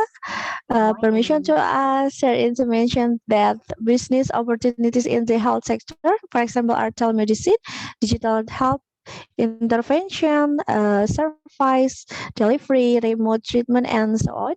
My question is the right and possible business opportunity for a student of the health faculty from Sophia. Okay, so as I mentioned earlier, we have different business opportunity even you are students, because there are a need of more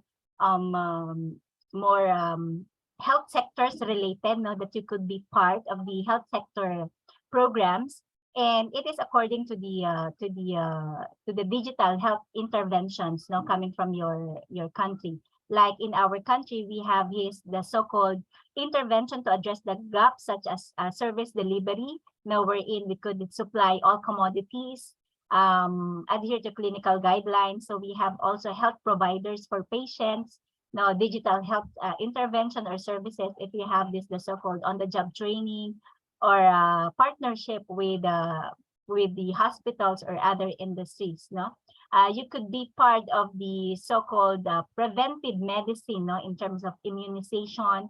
And to start up a business, if you are familiar with the different training program, how to create alcohol, how to create a sanitizer, that is probably the startup if you want to have a small business at home. Before pandemic, some of the business shifts, from printing to this online selling of the alcohol and online selling of the different brands, in solving the COVID-19 pandemic. Thank you, Dr. Ambak, for your answer. And the next question from Naufal Arifin, for asking, how does the telemedicine work? Okay. So in our country before, most especially in 2020 and 2021, we have this telemedicine work in terms of we have this application wherein you log in on the application, and there are so many hospitals accredited. All you have to do is click the hospitals you want. And then once you click, for example, the St. Luke's, once you click, you need to select what type of illness that you want to have a checkup. So after clicking that, there is a so-called online app that you need to check or click your online schedule. So after clicking the schedule and the doctor is available, you will receive a text message or email that you could have this telemedicine or telecommunication with the doctor. For example, if you have illness, no, if you feel that you are not good, you have a high fever, no, you are vomiting, and you cannot go directly to the hospital. No, they have this via Zoom also, via Zoom schedule. And this schedule will help you within 30 minutes, no, that the doctors will diagnose you, no. So how do you feel? Just like a simple face-to-face, no, check-up, no, via online, like this, no. Tell something about how do you feel today. You have to tell everything, no. And then as he or the doctors will give the so-called check-up result, and then you just print it, and then after printing it, you go to the online Mercury or any medical dealer, and then you just buy the products that the doctors prescribe, no, the prescription, and then you just pay it online, no. So no payment using GCash, no online consultation, no, there is no telemedicine. That is now the telemedicine transaction. Or if you have no time to buy because of you are a senior citizen, you could have the delivery of service, no, someone, no, that is the so-called padala or grab pabili. So that is in the Philippines, pabili means to buy, no. Someone will buy for you, and then you just pay this particular amount, and then you will receive again from your doorstep. You just click, no, the medicine that you wanted, and then send it to the Grab rider. Okay. Okay, thank you so much, Dr. Abang. Okay, Ika Lutfiana write the question on chat room. Example of the impact of hospital and medical clinic and how to deal with in today's era. Okay, so the impact of hospital and medical clinics, number one, some of the hospitals are really exhausted. No, they are really exhausted. Some of our nurses, doctors, and the so-called very good doctors died, no, because of pandemic, because they are exhausted for so many clients, or they deal with the different health care, no, disruption. So how to deal with it today is that we are aware nowadays that we need to do this before. So we need to sanitize and be prepared, no, not only physically but mentally. So in this case, because of the pandemic ends, I do hope it ends not so long. No, there are limited cases. No, it's less than 1,000 cases, no, in the Philippines. But before, there are so many, no, hundred cases that we cannot deal, deal because of this pandemic. But there are so many business opportunities arises, like the telemedicine I've mentioned, the digital health intervention, the different health providers, teleconsultations, and all the requirements needed during this pandemic. Thank you. Okay, thank you. And then from Ubaid Shaiful Anwar about business opportunities and the health sector in the era of disruption. What are the important points of opportunity in the era of disruption than in previous eras? Okay. So before, as I mentioned in my slides, now we have this implementation, no, during ECQ. We reduce the level of operations. We have this started operating productions, and we also have the so-called we are prepared, no, in a business continuity program. We reduce also the headcount to save the cost, no, of a particular business. But as time goes by, when the ECQ lifted, there is no the normal, I mean the new normal nowadays, no, we have the access to the customers, we have the access to all talents, all suppliers, IT solution. That's why in a particular setting, we have here the different organization who focus on the different business, because of the business continuity plan given by the government, as well as the different training that we use, no, they have so many business or work opportunities, such as training and communication management, healthcare workers, laboratory personnel, emergency transport workers. These are the work before that there is no particular work opportunities before, no? So, but today, even though the pandemic is slowly decreasing, or the COVID-19 doesn't exist anymore, no, in all places. So still, the work opportunities or the business opportunities are still there. So this is the good news in all areas all over the world, that we have additional personnel related to medicine. And I do believe that there is also a continuous, no, telemedicine, healthcare providers, health system, teleconsultation. That is the so-called blended. No, we have face-to-face and we have online consultation. So that is another good point, no, or business opportunities in health sector that we have nowadays than before. Okay, thank you. Hello, good morning, Miss Sylvia. I'm back. I'm here to ask a question from my friend. Her name is Devina. Oh, Devina is maybe Devina has trouble in networking. How can the product answer the market demands during COVID? How can the products answers the market's demand? Okay, so how can the products, okay, so when we say how can the product answer the market's demand during COVID, as a small medium enterprise and services, they have the so-called training online from the government. They have the training in terms of how to create, no, a food supplement, how to create alcohol, how to create a different materials, no, in the materials that we use in COVID-19. So in this case, we have to have our small business. So after attending the training, if you have a budget, no, for you to have a small business at home and no rental, no, to be one of the expenses is rental, no rental because you doing that at home. So probably that is one way that you earn, no, while at home, or if you are still working, you could continue that doing that different alcohol. Actually, not only alcohol, sanitizer, but also shampoo, conditioner, lotion. So that is in a small medium enterprise. So that could be helped, no, to gain more income during pandemic. Okay. The next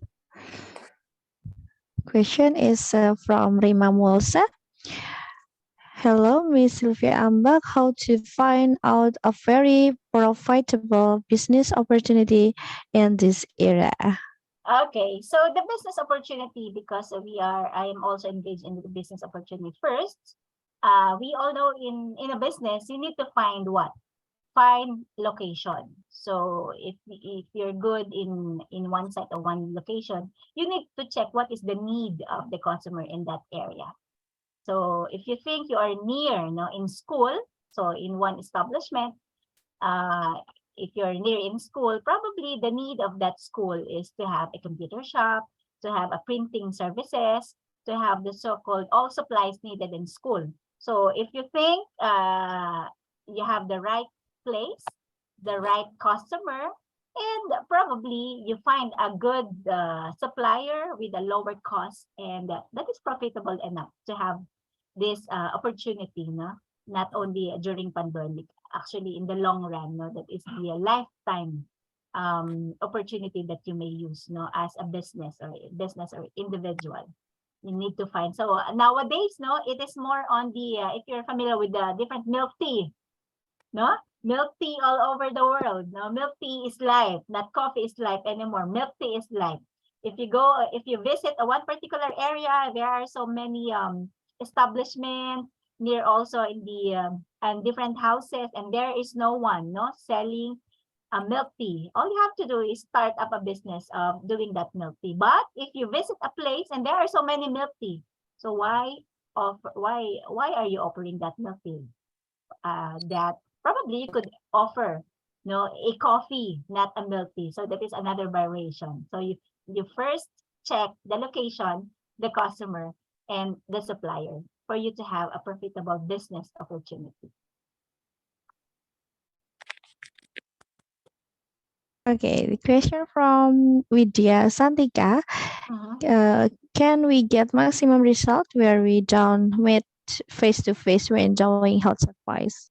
Okay. So maximum result is that if during consultation, no, if you think your problem is basic, that no need to check no physically, you could use that telecommunication. But if you think there are something that need laboratory, no, you need to visit immediately the hospital, because if you have a basic problem, you don't feel well, no sneezing, just a basic, we can use a telemedicine. But if there is a really problem, back pain or other parts of the body, that after the consultation they give what prescription and then drinking it, nothing's happened, so you just schedule a session with face-to-face or visit directly the hospital. No need to wait. Okay. The last question from Pipit Itasari. I want to ask how to manage that much PPA was quickly so that the environment in maintained. Thanks. Okay, so we manage the PPE. If you earlier I mentioned the different business opportunities, the different healthcares or the manufacturers. We have these so-called positions nowadays that we need to manage the business because of the so-called cleaners and waste management workers. So we adapted that new position in one hospital. They have this position as cleaners and waste management workers in healthcare and emergency facilities. So they are the one who cater to properly dispose the PPE, the mask, and all other stuff in this disruption. But before, we just throw it in a garbage. But nowadays, we have one position in the hospital, cleaners and waste management workers.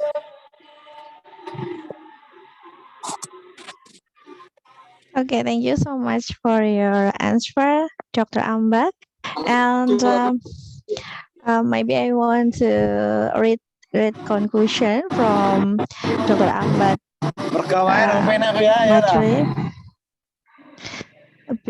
Business work opportunities in health sector in the era of disruption is training and communication management, healthcare provider, care worker, and then laboratory personnel, emergency transportation worker, and cleaner and waste management work in healthcare and emergency facilities. If you were to examine the organization that stand out your client leaders is their respective industries, it would be evident that they all share on characteristics they embrace innovation. Okay, second session is done. Thank you for your material.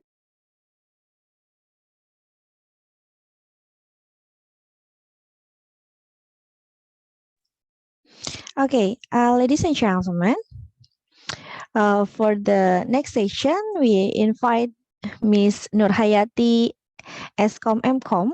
Good morning, Ms. Nurhayati. Morning, Ms. SD. Okay, before that, allow me to convey curriculum vitae from Ms. Nurhayati Eskom MCom.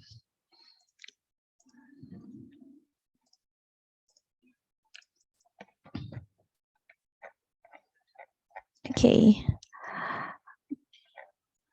Ms. Nurhayati was born in Bandung on July and in 20 of July, and then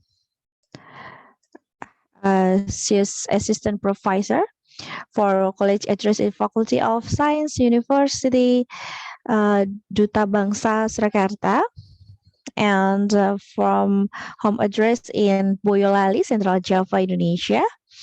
And for higher education history, bachelor on College of Management and Informatics, Amikom Yogyakarta, Indonesia, Informatics System, and Master on Universitas Islam Indonesia Yogyakarta. For department is Informatics Engineering or Medical Informatics concentration. Sorry, and for training, there are many training. The latest is pelatihan dan bimbingan teknis menulis dan menerbitkan buku ajar from University of Muhammadiyah and Rekang. And then she's head of a laboratory computer in Health and Science Faculty, Duta Bangsa Surakarta University.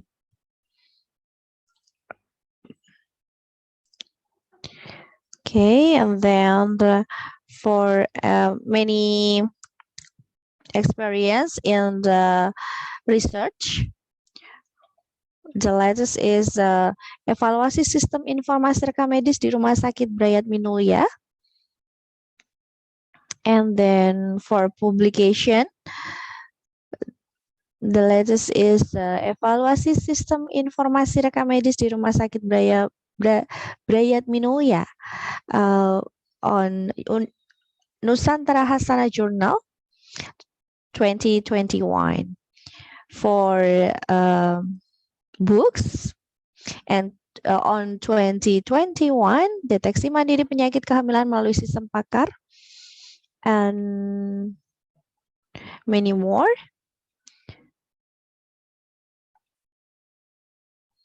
And for awards, on 2020, Miss Nurhayati get a award from Asosiasi Perguruan Tinggi Rekam Medis or APTIR-MIKI as a first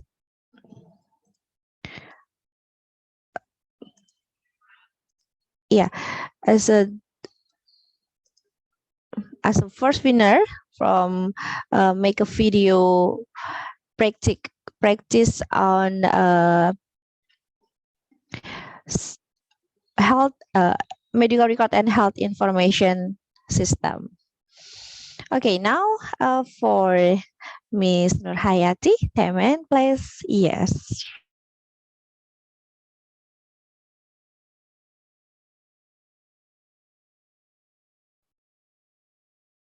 Okay, thank you, Miss Hesti Latifanur, for the time. And before I start my topic, I need help from the operator to share screen my topics.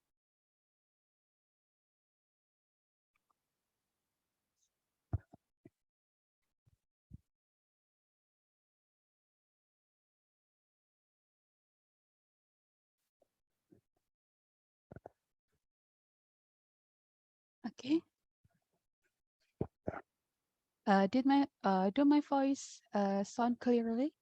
So clear, Miss. Okay. Thank you, Miss Hesti, and good morning to the all participants of this conference. I would like to present about my material, and my topic today is the role of technology for students in the era of disruption. There are three topics that I will present. Is about technology in disruption era, and then a startup health tech, and then the health tech innovation. Now I will explain one by one the topic. The first is definition of the era of a disruption. Okay, nowadays we even listen about the era of a disruption. In a pandemic era, is called an era of a disruption. Disruption is a disturbance that causes the industry to not run as usual due to the emergence of the new competitors that are far more efficient and effective, as well as the discovery of the new technology that change the business landscape. An era of disruption as a technology and society evolve faster than a business can adapt. Disruption is a disturbance that causes the industry to not run as a usual due to the emergence of the new competitors. They are far more efficient and effective, as well as the discovery of the new technology that change the business landscape. In the era of a disruption, real-world activity moved to the virtual world. Everything is done digitally, which is the culmination of the development of information technology. Disruption causes those who are still using the old system or method to be enabled to compete with those who have adopted the new system. Okay, what is the impact of the disruption era? There are several examples of digital and technological disruption that we can easily find and also lead us to new era. The number one is changes in the trend of transportation models to be online. The number two is changes in the trend of payment method to digitals. And then changes in the trend of payment method, and then buying and selling transactions that can occur anywhere without a space restriction. Okay. However, disruption in the industrial world can also be a dilemma. In the one hand, this can be exciting and create new opportunity. But in the other hand, it can also be a threat that changes the current flow of competition. There could be a new company that beat the old strategy of other company. For example, we know that such as Kodak, Konica, and Fujifilm are rivaled by the presences of the smartphone.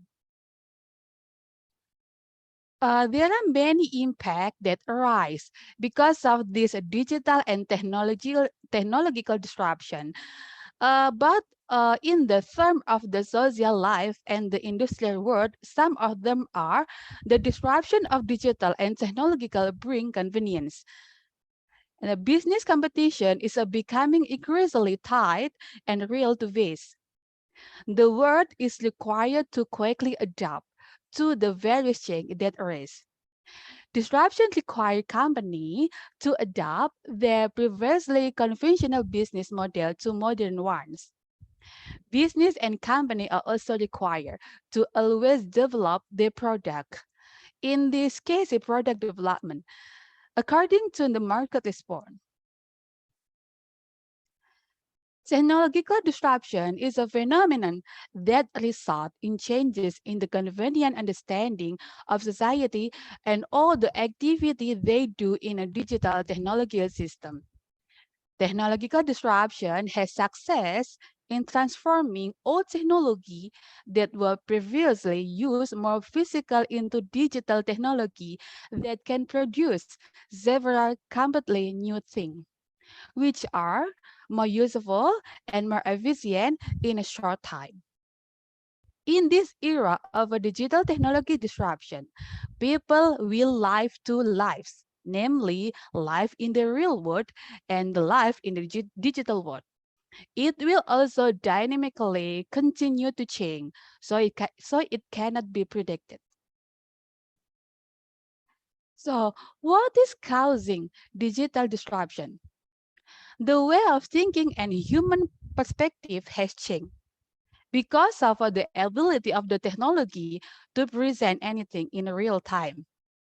At this time, we can see and get all information easily, even though it is hindered by long distance through digital electronic media. Visual or images dominate space and time, having a very large memory power, compared to touching or hearing and being a place to store visual images. So the benefit of disruption technology. Technological disruption is known to bring about a change from old technology that used to be more physical to use digital technology. move on, and produce many completely new things, which are more useful and more efficient in a short time. Technological disruption, which bring human life into digital form, can bring benefit for humans to be able to work and compete in the future. Because with all this change toward digitalization, human indirectly build digital intelligence. In this case, embedding a technological mindset and digital literacy in various sectors of human life. So this is the role of a technology in a disruption era. So what is the role does technology play in disruption innovation? Okay, maybe we can explain or we can describe about the disruption technology is an innovation that significantly alter the way the consumers, industry, or business operate. A disruptive technology sweeps away the system or habit it replaces because it has attributes that are recognizably superior. So we talk about the health technopreneur. Okay, health technopreneur is combined by three words: health, technology, and entrepreneurship. So we can describe about health is about healthy, and technology is about technology and the entrepreneurship. So what is the health technopreneurship or health technopreneur? So health technopreneur is a kind of entrepreneurship in the field of health technology. In health technopreneur is involved tech-savvy, creative, innovative individuals who have a knack for taking a calculated risk. Unlike the entrepreneurship, we can sometimes to be one person so. So this is the 10 trends of the health technopreneur. Okay, and the number one is iTech, and number two is virtual health assistant, and then blockchain, IoT accessibility, medical mobile apps, robotics, telemedicine, biohacking, virtual reality, and artificial intelligence diagnostic.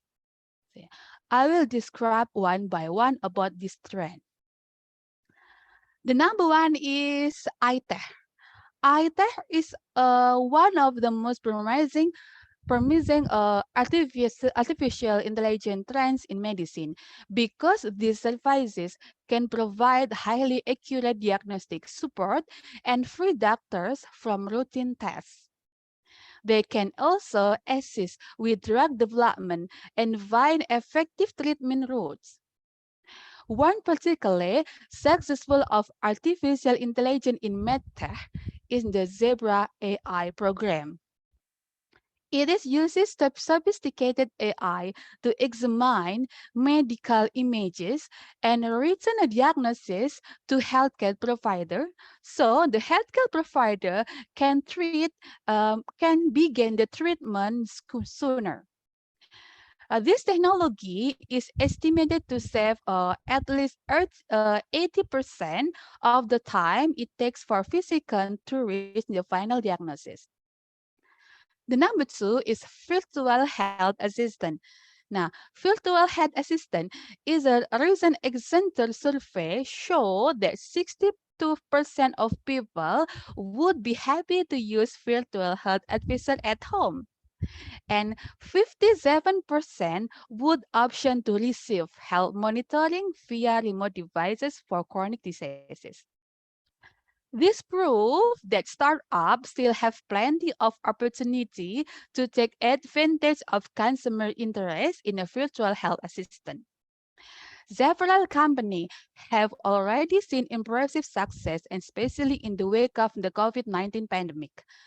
Many of these companies specialize in providing affordable, comprehensive virtual care via a combination of artificial intelligence services and human healthcare professionals. The number three is blockchain. Blockchain is a data security is always a top of concern for people, especially when it comes to sensitive information like health records. Many surveys show that consumers generally trust brick and mortar doctor office and hospital to secure their data. Confidence dropped significantly for any tech-related medical care. Blockchain technology is the answer to the boosting consumer confidence in secure data management because it is offers the security, the trust, and control in unprecedented way. Blockchain hasn't become widespread in healthcare yet, but it is a trend towards in the coming years. The number 4 is IoT accessibility. Okay, hospitals are still facing unpredictable workloads and limited resources. There will always be a need for cutting-edge innovation in increased efficiency in healthcare, which is why more advanced IoT accessibility is another trend to watch. The more that healthcare can become integrated with IoT technology, the better the overall quality of care for patients. Number 5 is a medical mobile apps. Today, there is an app for almost everything, including in healthcare facility. As the customers continue to shift into a completely mobile mindset, healthcare company must keep pace. Mobile apps are rapidly becoming a part of a digital medicine revolution. The main driver for mobile health, it called mHealth, rapid advance in mobile app technology, patient awareness, and a sharp rise in lifestyle diseases. All of these markers point to the future of growth of potential for innovation. Number 6 is robotic. In addition to artificial intelligence, we can expect to see robots taking a greater role in a healthcare setting. Advances in robotics are leading us toward adding innovation, autonomous robotic to medical staff to help with everything from routine tasks, such as gathering patient vital signs to more sophisticated data, like performing intricate surgery. There are plenty of examples of robotic in the medical field. The next is telemedicine. Telemedicine is rapidly becoming in the future of the healthcare because the global pandemic dramatically accelerated us, but now telemedicine is popular for its convenience. The global telehealth market is estimated to grow at 26% from 21 to 2030. The logical next step beyond the telehealth is the Tele Wellness. This is the next step of the telehealth is Tele Wellness. Consumers will want access to convenient, proactive health support backed by medical experts. This includes anything from live stream, fitness session to continuing education about disease prevention and access to specialized medical professionals for checks-in and health discussion. And the next is biohacking. Biohacking is not so popular than telemedicine because the biohacking used to be a sci-fi fringe idea that sounded far-fetched, yeah, but it is quickly becoming our reality. In practical terms, biohacking includes anything that level up your body by improving wellness vital processes. The next is virtual reality.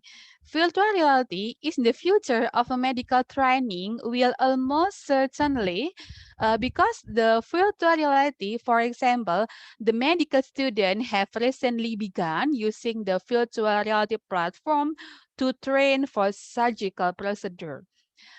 The suit for virtual reality has show up to 300% improvement in overall surgical performance. The next is AI diagnostic or artificial intelligence diagnostic. Okay, AI diagnostic is a final trend towards is the growth of artificial intelligence diagnostic tool. And the company are already training AI to recognize a brain disorder, cancerous growth, visual impairment, and more based on medical images like MRI and ultrasound. AI can also provide essential support in physician burnout by assisting with the administrative burden of reaching diagnostic. Okay, the pandemic brought many wellness, health, and medicine into stock focus across the globe. As a result, the healthcare field has taken center stage at the sector that could help the world conquer by COVID. But that doesn't mean that the healthcare industry has remained unscathed. In other words, healthcare needs to heal itself economically, and that's where entrepreneurs have a unique and timely opportunity to fit into the pictures. Entrepreneurs who bring disruptive innovation and ideas, particularly when it comes to the technology, it is can help the industry recover. But at the same time, healthcare technology is evolve rapidly and constantly. Entrepreneurs must develop future-proof strategy that will allow them to bring new and valuable concept services and products to the healthcare fields.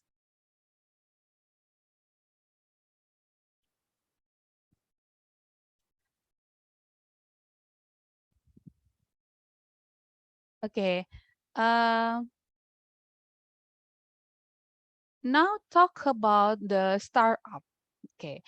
What is the meaning of a startup? Startup is a term that refers to a business or a startup company. Startup company are companies that have just started or operating and are still in development phase to find markets and develop products. Currently, the term startup can be further narrowed down to the startup company, which refers to technology-based business. Next, this is the characteristic of the startup. There are many characteristics of the startup. The number one is company establishment age has not reached than 3 years.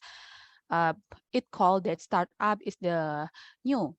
And the second is the startup is still developing.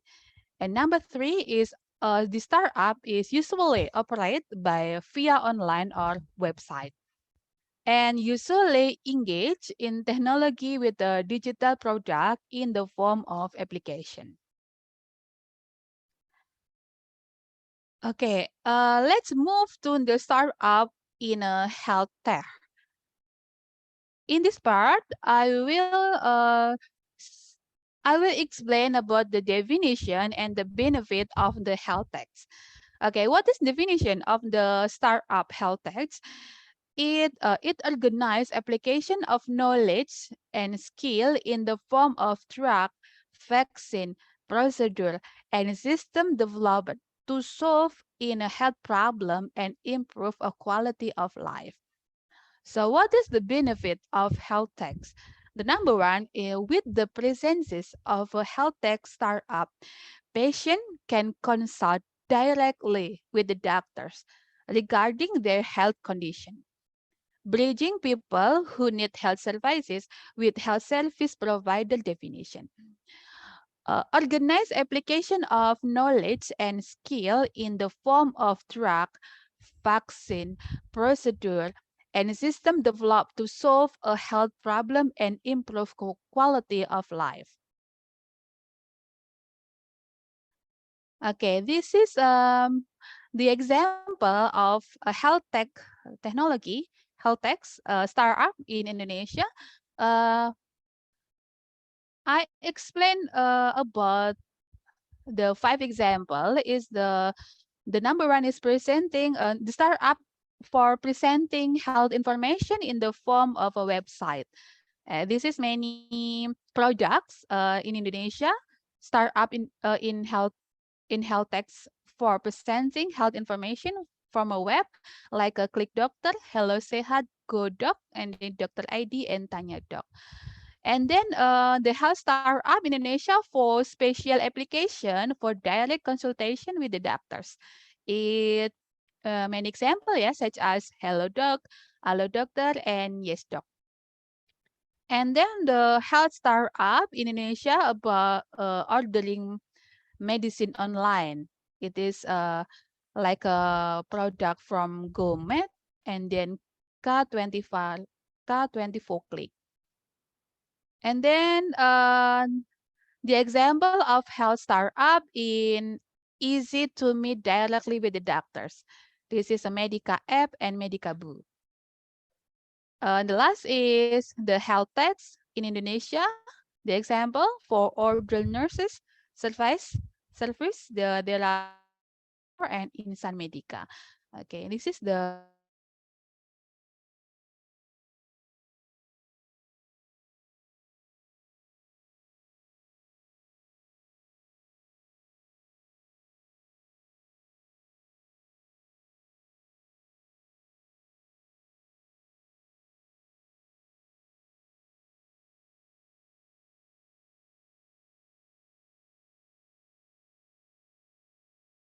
the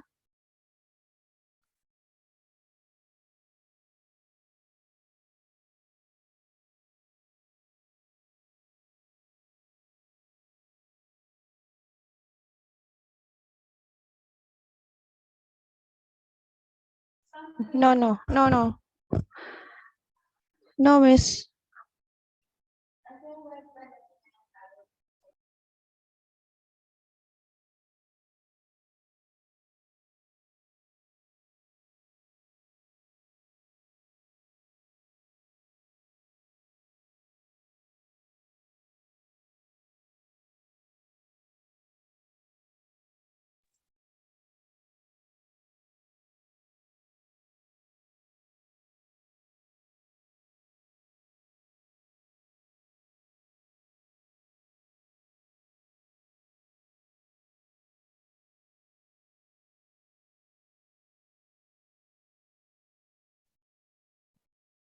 okay. Hello, Tess. Yeah, Yeah. so clearly. Okay, I'm sorry for the technical.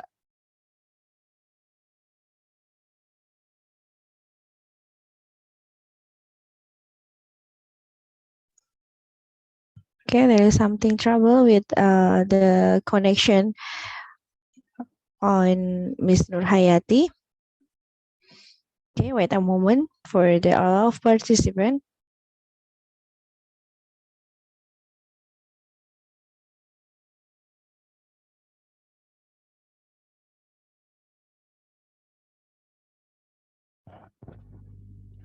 Okay, Tess. Yeah, Yeah. Okay. it's clearly. Okay, I will continue. Okay. This is the health tech startup challenge.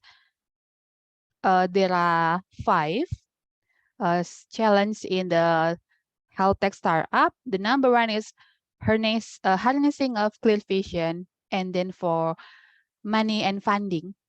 The number 3 is duplication over innovation. The policymaker behind the curve, hiring and staffing to the top talents.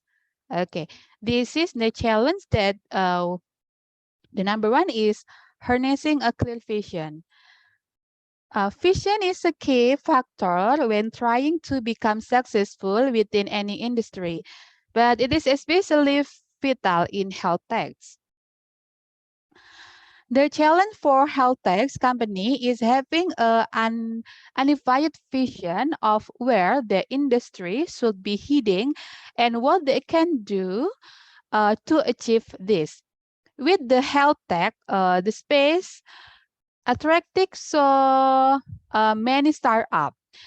There there are tend to be greater concern of receiving funding and gaining tangible success rather than innovation to the industry, and it is technology for the consumer. The solution is the place collaboration over the competition, and then place the patient as the focal point when starting up on the health techs. And then the co-design system and platform that improve functionality, scalability, deliverability, and data quality. The challenge is about the money and the funding. Okay, this is a critical challenge, yes, because the money isn't technically, but the challenge for the company in the health tech industry, but instead, the challenge of the healthcare are facing is making sure that funding is being funneled to the correct place and accurately distributed to help push the industry forward. The funding is there, but sometimes when a health tech is starting up, they don't receive as quickly as they need it. To resolve this, the National Health Service needs to create a comprehensive digital funding system to reduce the time to take receive funding and to make sure the health tech company are getting appropriate distribution across the industry. Health tech companies should have an advisory board of experts within the industry to give their company perception of legitimacy to potential customers, such as the investor and the partners. Okay, the challenge number 3 is duplication over innovation, because the innovation is moving fastly. Health tech has become more widely accepted within the healthcare industry, which in turn has created a trend of new entrants wanting to join the highly successful market. With a lot of new health tech starting up, there needs to be processes in place to protect the integrity of the industry so that it can remain focused on the consumer. In turn, a company entering the market are starting to duplicate the same products and services that end up watering down the industry. To solve this, many companies are turning their attention toward compliance and regulation. This will make sure the health tech companies are placing the importance of bringing innovation that will benefit its users to be forefront of the mission. The policy makers behind the curve. The health tech has taken the healthcare sector to meet the demand that have been created by the global COVID-19 pandemic. Digital health solutions have grown at the groundbreaking speeds, but policy makes within this sector must now follow suit. As it stands, there has been a lack of support from senior decision makers that are trying to drive the innovation of merging technology within the healthcare solution. To help aid in this challenge, company and policy makers need to find a way to get on the same page. Created a better system to gain funding and show on the stakeholders the importance of solving the very real problems the innovation solution are made for. Hiring and staffing the top talent. The health tech company are faced by the heat competition when it comes to the hiring health tech talent at the top of the industry. The problem and the inconsistencies within the team is one of the main factors that hinder a startup from being successful. If the cooperation between the team fails, so will the startup. And it is not just about the hiring direct people. It is also about the take time to find the right candidates and the right time for your startup, and be aware of hiring a team that will work well together. Okay, in the next slide, health tech innovation. Health tech describes any digital healthcare technology from wearable devices to the complex database that store their data. It is an industry that taking on the challenge of saving more life more efficiently by leverage the million of sensor data at our disposal. Health tech innovation to solve consumer problem for the next 5 years. Okay, this is the example about the health tech innovation is IoT, IoMT or Internet of Medical Things. It is like IoT, but especially for medical things. And then the mobile health, genome editing technology, telehealth and telemedicine, electronic health record system. Okay, the innovation of the health tech innovation, I will explain about the IOMT and Internet of Medical Things.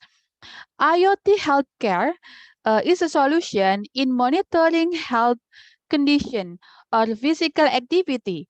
These indicators are gaining popular every year. Such device as a cardiac monitor capable of warning of impending of the heart attack will help to reduce mortality risk. This is the improve disease prevention and reduce the burden of health system. And then we move to the mobile health.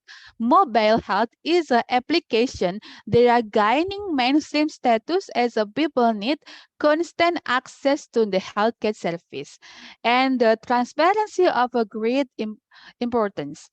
Here come mobile application which provide medical support or health application which store medical data, such as activity tracking apps, workout and exercise app, nutrition apps, kemudian and then pill and med reminder, apps for storing, recording, and sharing personal medical data with the therapies, and then the apps for managing the chronic diseases, clinical application enabling patient to interaction with the medical center or medical clinics.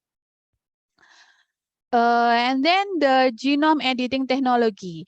Genome editing technology is a modern technology that it had led to a real breakthrough in a genetic engineering with the invention of gene and editing technology. It will be useful for such diseases treatment such as cystic fibrosis, muscular dystrophy, and hypertrophic cardiomyopathy. And then the telehealth and the telemedicine. Telemedicine service ensure communication between patient and the therapy at a distance. Medical telehealth allows monitoring a patient's health in a case when he or she needs rehab at home, and then helping people who live far from the medical institution to communication with the doctors in emergency and resolve many issues that don't require face-to-face consultation with the physician.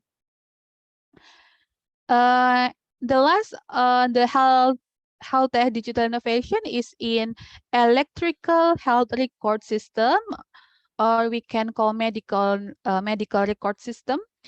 Electric health record system means that all medical recording of the patient are stored in healthcare database and can be used and shared over secure networks among the authorized organization.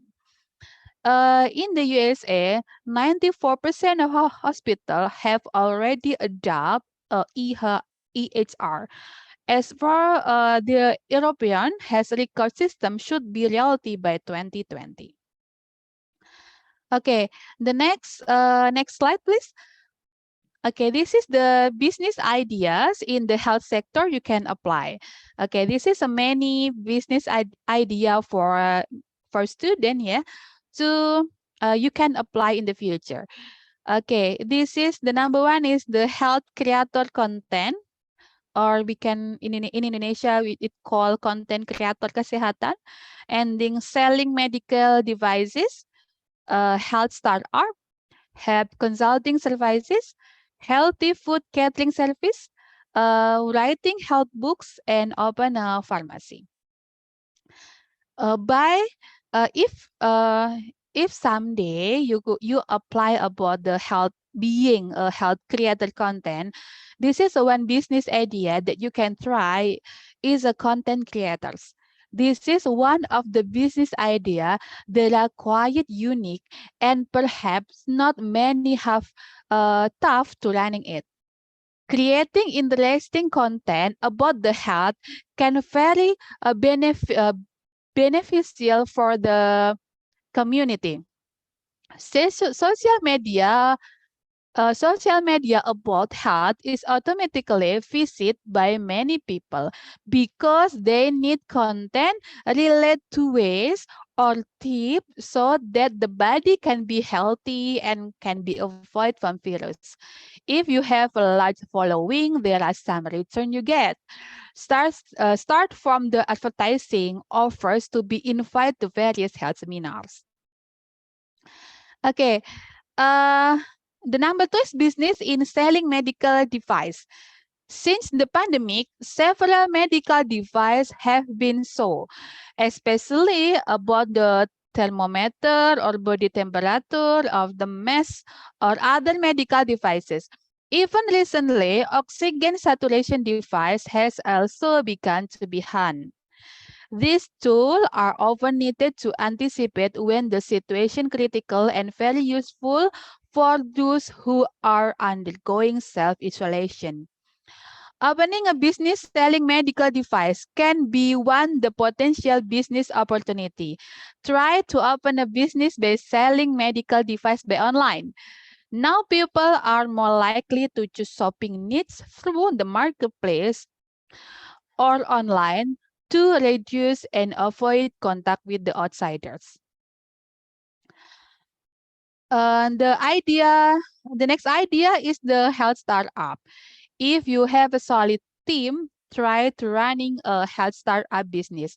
The goal is to provide solution to the community about exciting problem, especially in the health sector. Think of a product that is quite innovative and provide benefit to society. For the example, producing a mask for the deaf people. Health consulting service. Online health consulting service are a business in the health sector that you can try.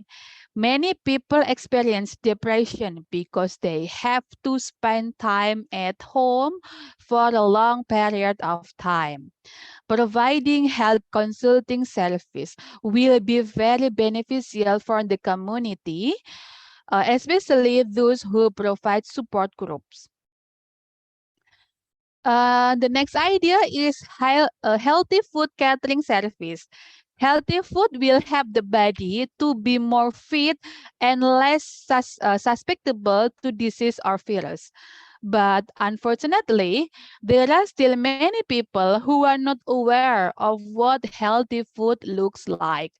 It is good to try to start a healthy and food catering business.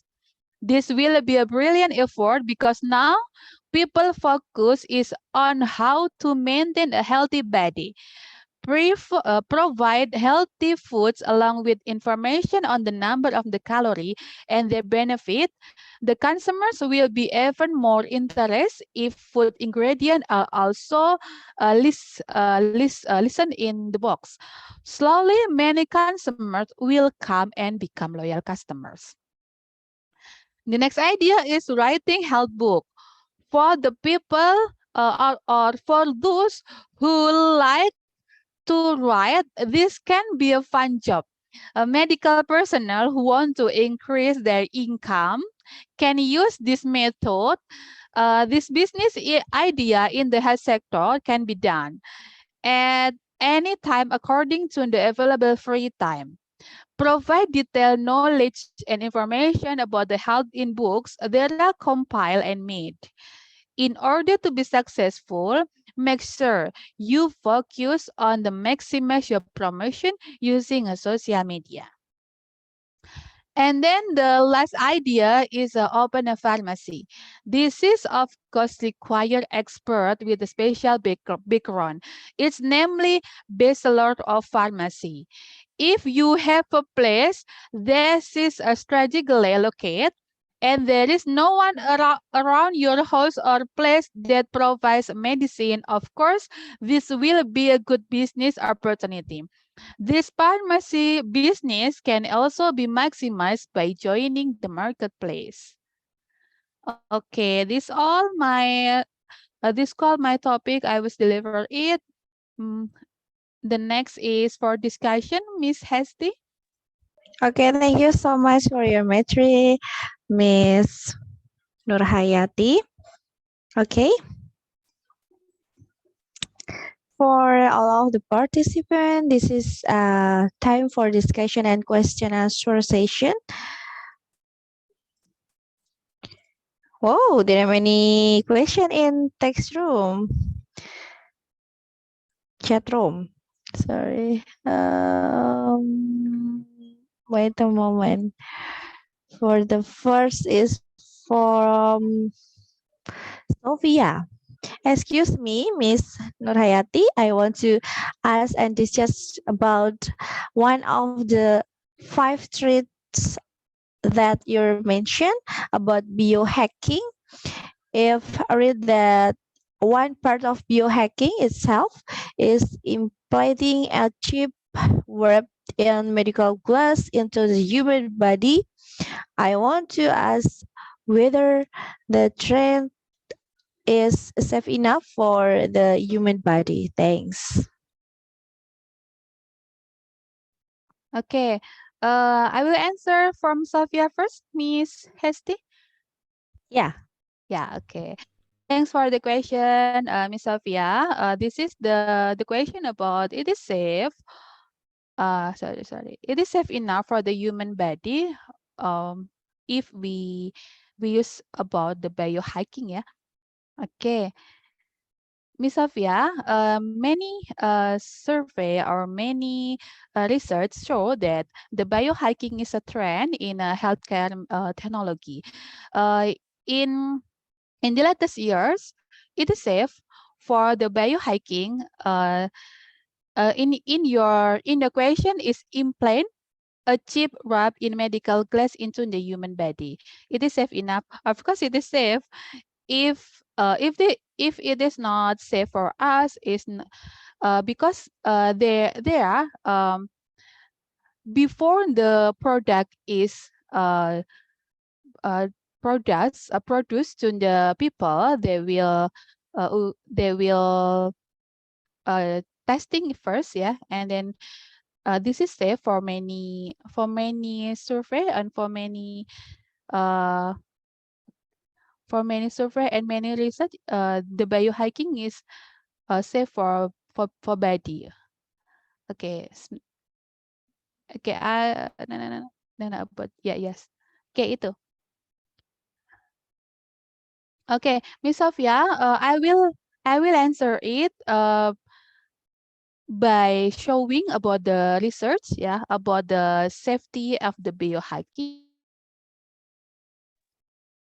Okay, wait a moment.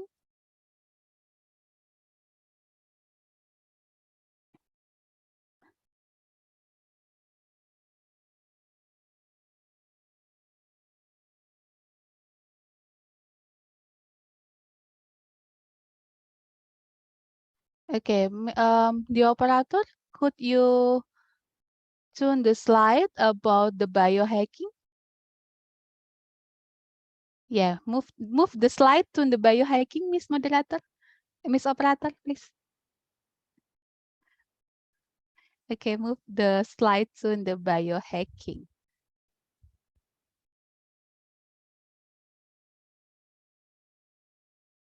Yeah. Okay, Miss Sophia, right? Yeah, Miss Sophia. Okay, I will answer The common biohacking solution include the company like Genome that create a diet plan based on individual genetic information and brands that sell target supplement. So the biohacking is not only about we insert on the machine to the body. It's also includes many programs like a create diet plan based on individual genetic information, such as from the assessment, we know that that patient is matched for many diet plans. So the brands or the company will sell about the diet plans such as the supplement, the food, the milk for the people or for the patient that match with the genetic information. Okay, maybe the this the answer from me, Miss Sophia. Okay, uh, the next question, Miss Hesti. Okay.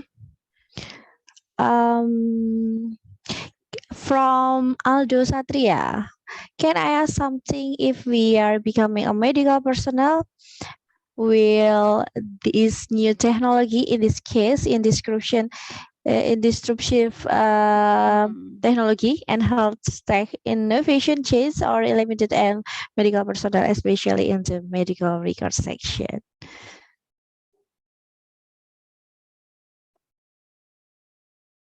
Okay, Mr. Aldo, from your question, if we are becoming a medical personnel, will this new technology in this case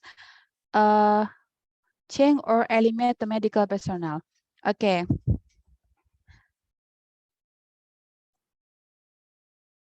Yeah. In the implementation of disruption technology, we can deny that in future the medical personnel is eliminated than today, but the quality of the medical personnel is gained than today. In the future, the medical personnel or the medical staff is more quality of technology, such as they know they can operate many systems. They have a wide knowledge about how the implementation of the technology. So don't worry if you in the future maybe it is a medical personnel is eliminated. Don't worry, because the quality medical personnel is still needed in the future. Okay, maybe this is the answer, Mr. Aldo. Perhaps it can answer your question.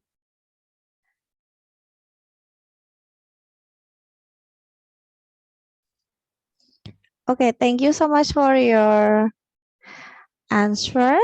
This so interesting about medical recorder, yeah.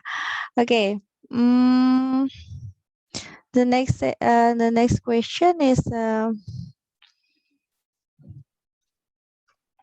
sorry, wait a moment. Okay, so the question is. Oh, the question is so many.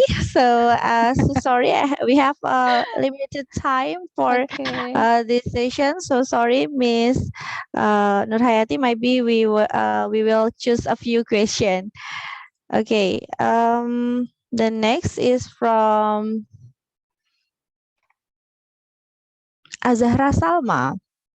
My question is that some health application are already easy to reach and also make it easier from today's increasingly sophisticated era.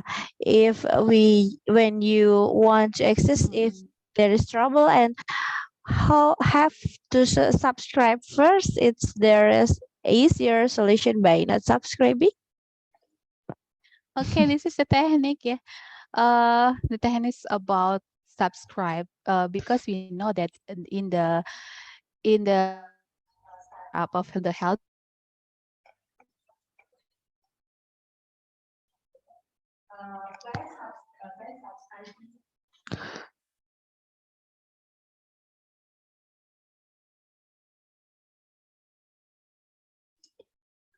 Hello, Miss Nurhayati, your voice is not clear. Hello.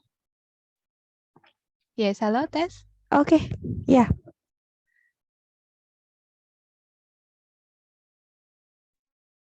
Mm, sorry, your voice lost again.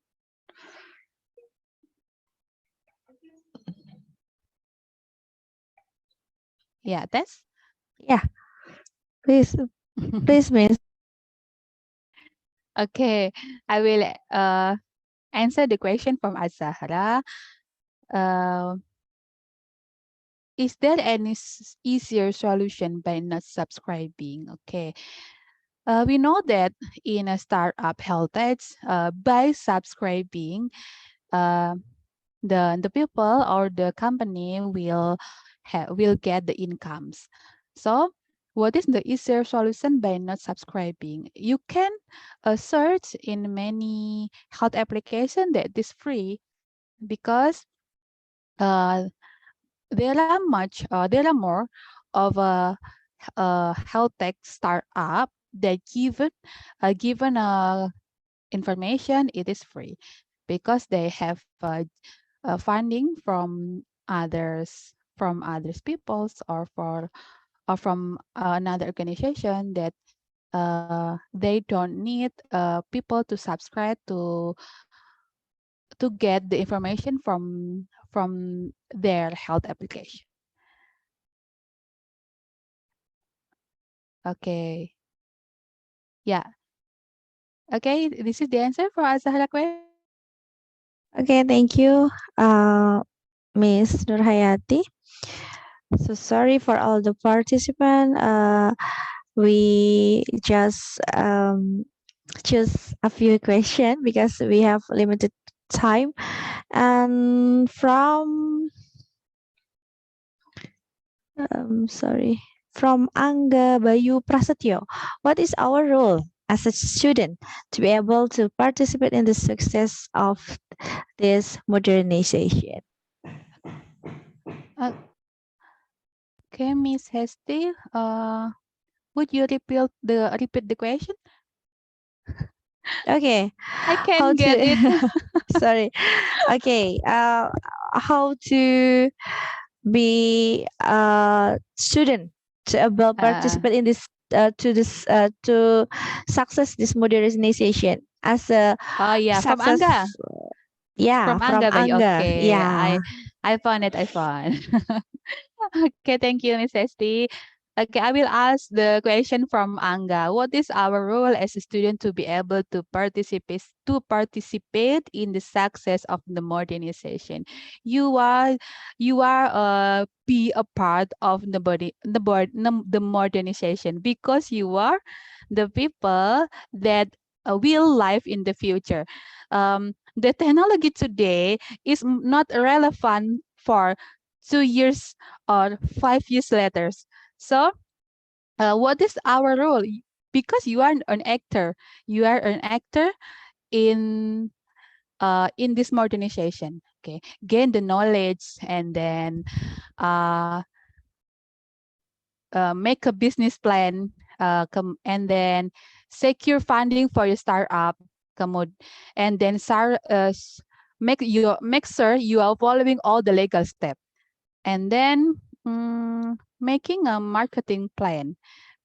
Okay, maybe yeah, maybe this is the answer for the question for Mr. Angga.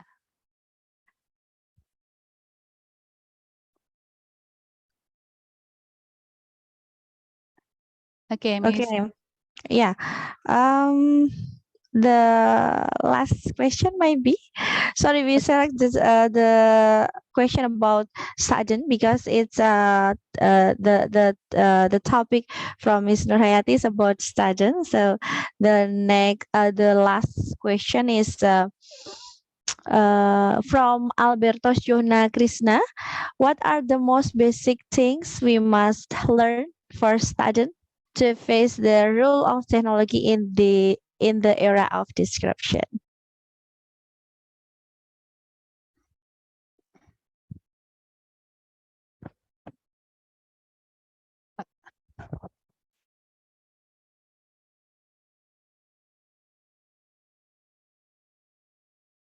Okay, Miss Hesti.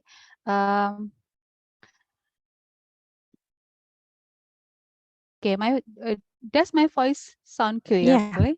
So clear, Miss. Okay, thank you. Okay, I will answer the question from Mr. Albertos.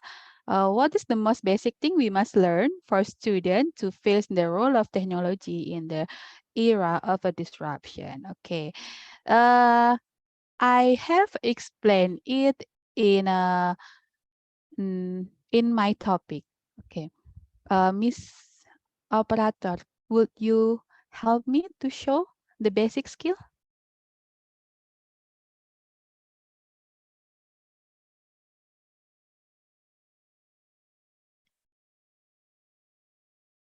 Okay, thank you so much for your answer.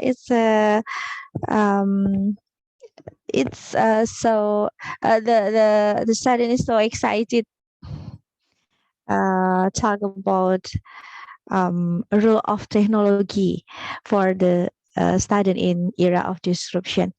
Okay, for discussion and question answer session is enough, I think. And now I will to read conclusion from Ms. Nurhayati's material. There are several examples of digital and technological disruption that we can easily find and also lead us to a new era. This is change in the trend of transportation modes to be online, change in the trend of payment methods to digital change in the trend of payment methods to digital, and then change in the trend of payment methods buying and selling transaction that can occur anywhere with the space restrictions. And relationship between health technology and entrepreneurship. It is a kind of entrepreneur in the field of health technology.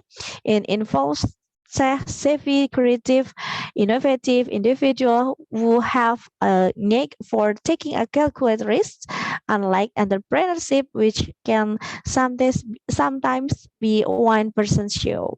And for health tech startup challenge is harnessing a clean vision, money and funding, duplication over innovation, will say, makes behind the curve, hiring and staffing to top talent.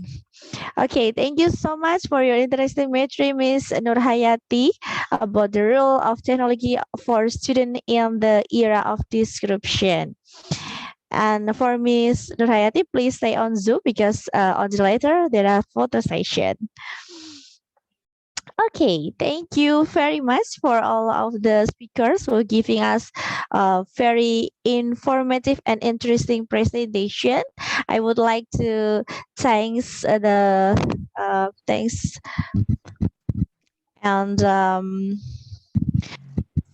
thank you so much for participant of very active participant. Um, and then see you on the next International Seminar of Health, Entrepreneurship and Technology, or ISOHET 2023. I apologize when I have mistakes during the I lead the seminar, and see you. Wassalamualaikum warahmatullahi wabarakatuh. And when I return to Master of Ceremony for Miss Destiana, please. Thank you. Thank you for Mrs. Hafi for lead the seminar. Thank you very much for the speaker for informative and insightful presentation, and also Ms. Hasti as a moderator for this seminar.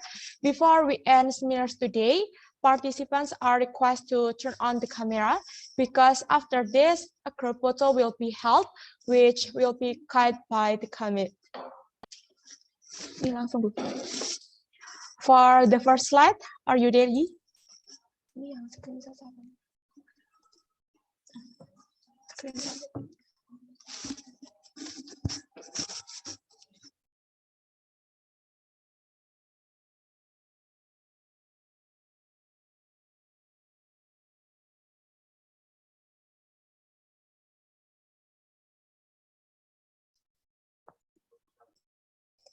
Thank you. For the second slide, are you ready? 1, 2, and 3. For the first slide, for the third slide, are you ready? 1, 2, and 3. Thank you. And for the fourth slide,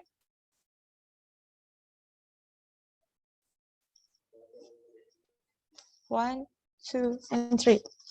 And 5 slide, 1, 2, and 3. And for the sixth slide, 1, 2, and 3. And for the seventh slide,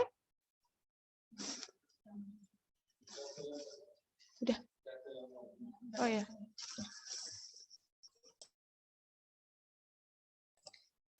Thank you. And then we are the commit have prepared a prize for 5 best questionnaire.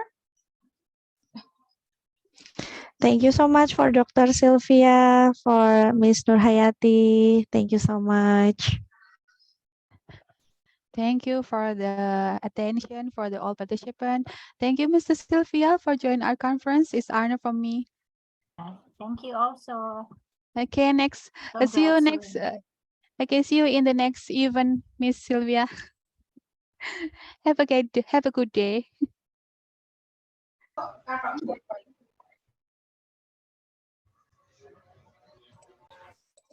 And then we are the commit have prepared a prize for the 5 best questionnaire. Hello. And then of the Tina. highest postal score.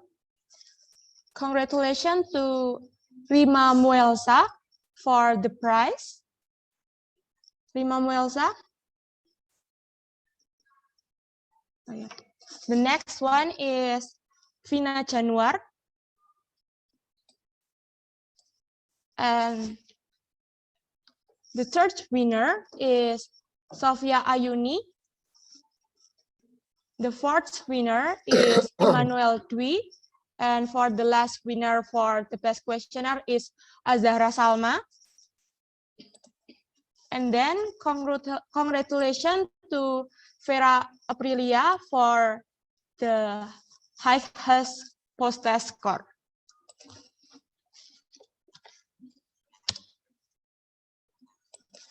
You guys can be seen in the chat room for Misal's cell phone number that can be contacted for the prize.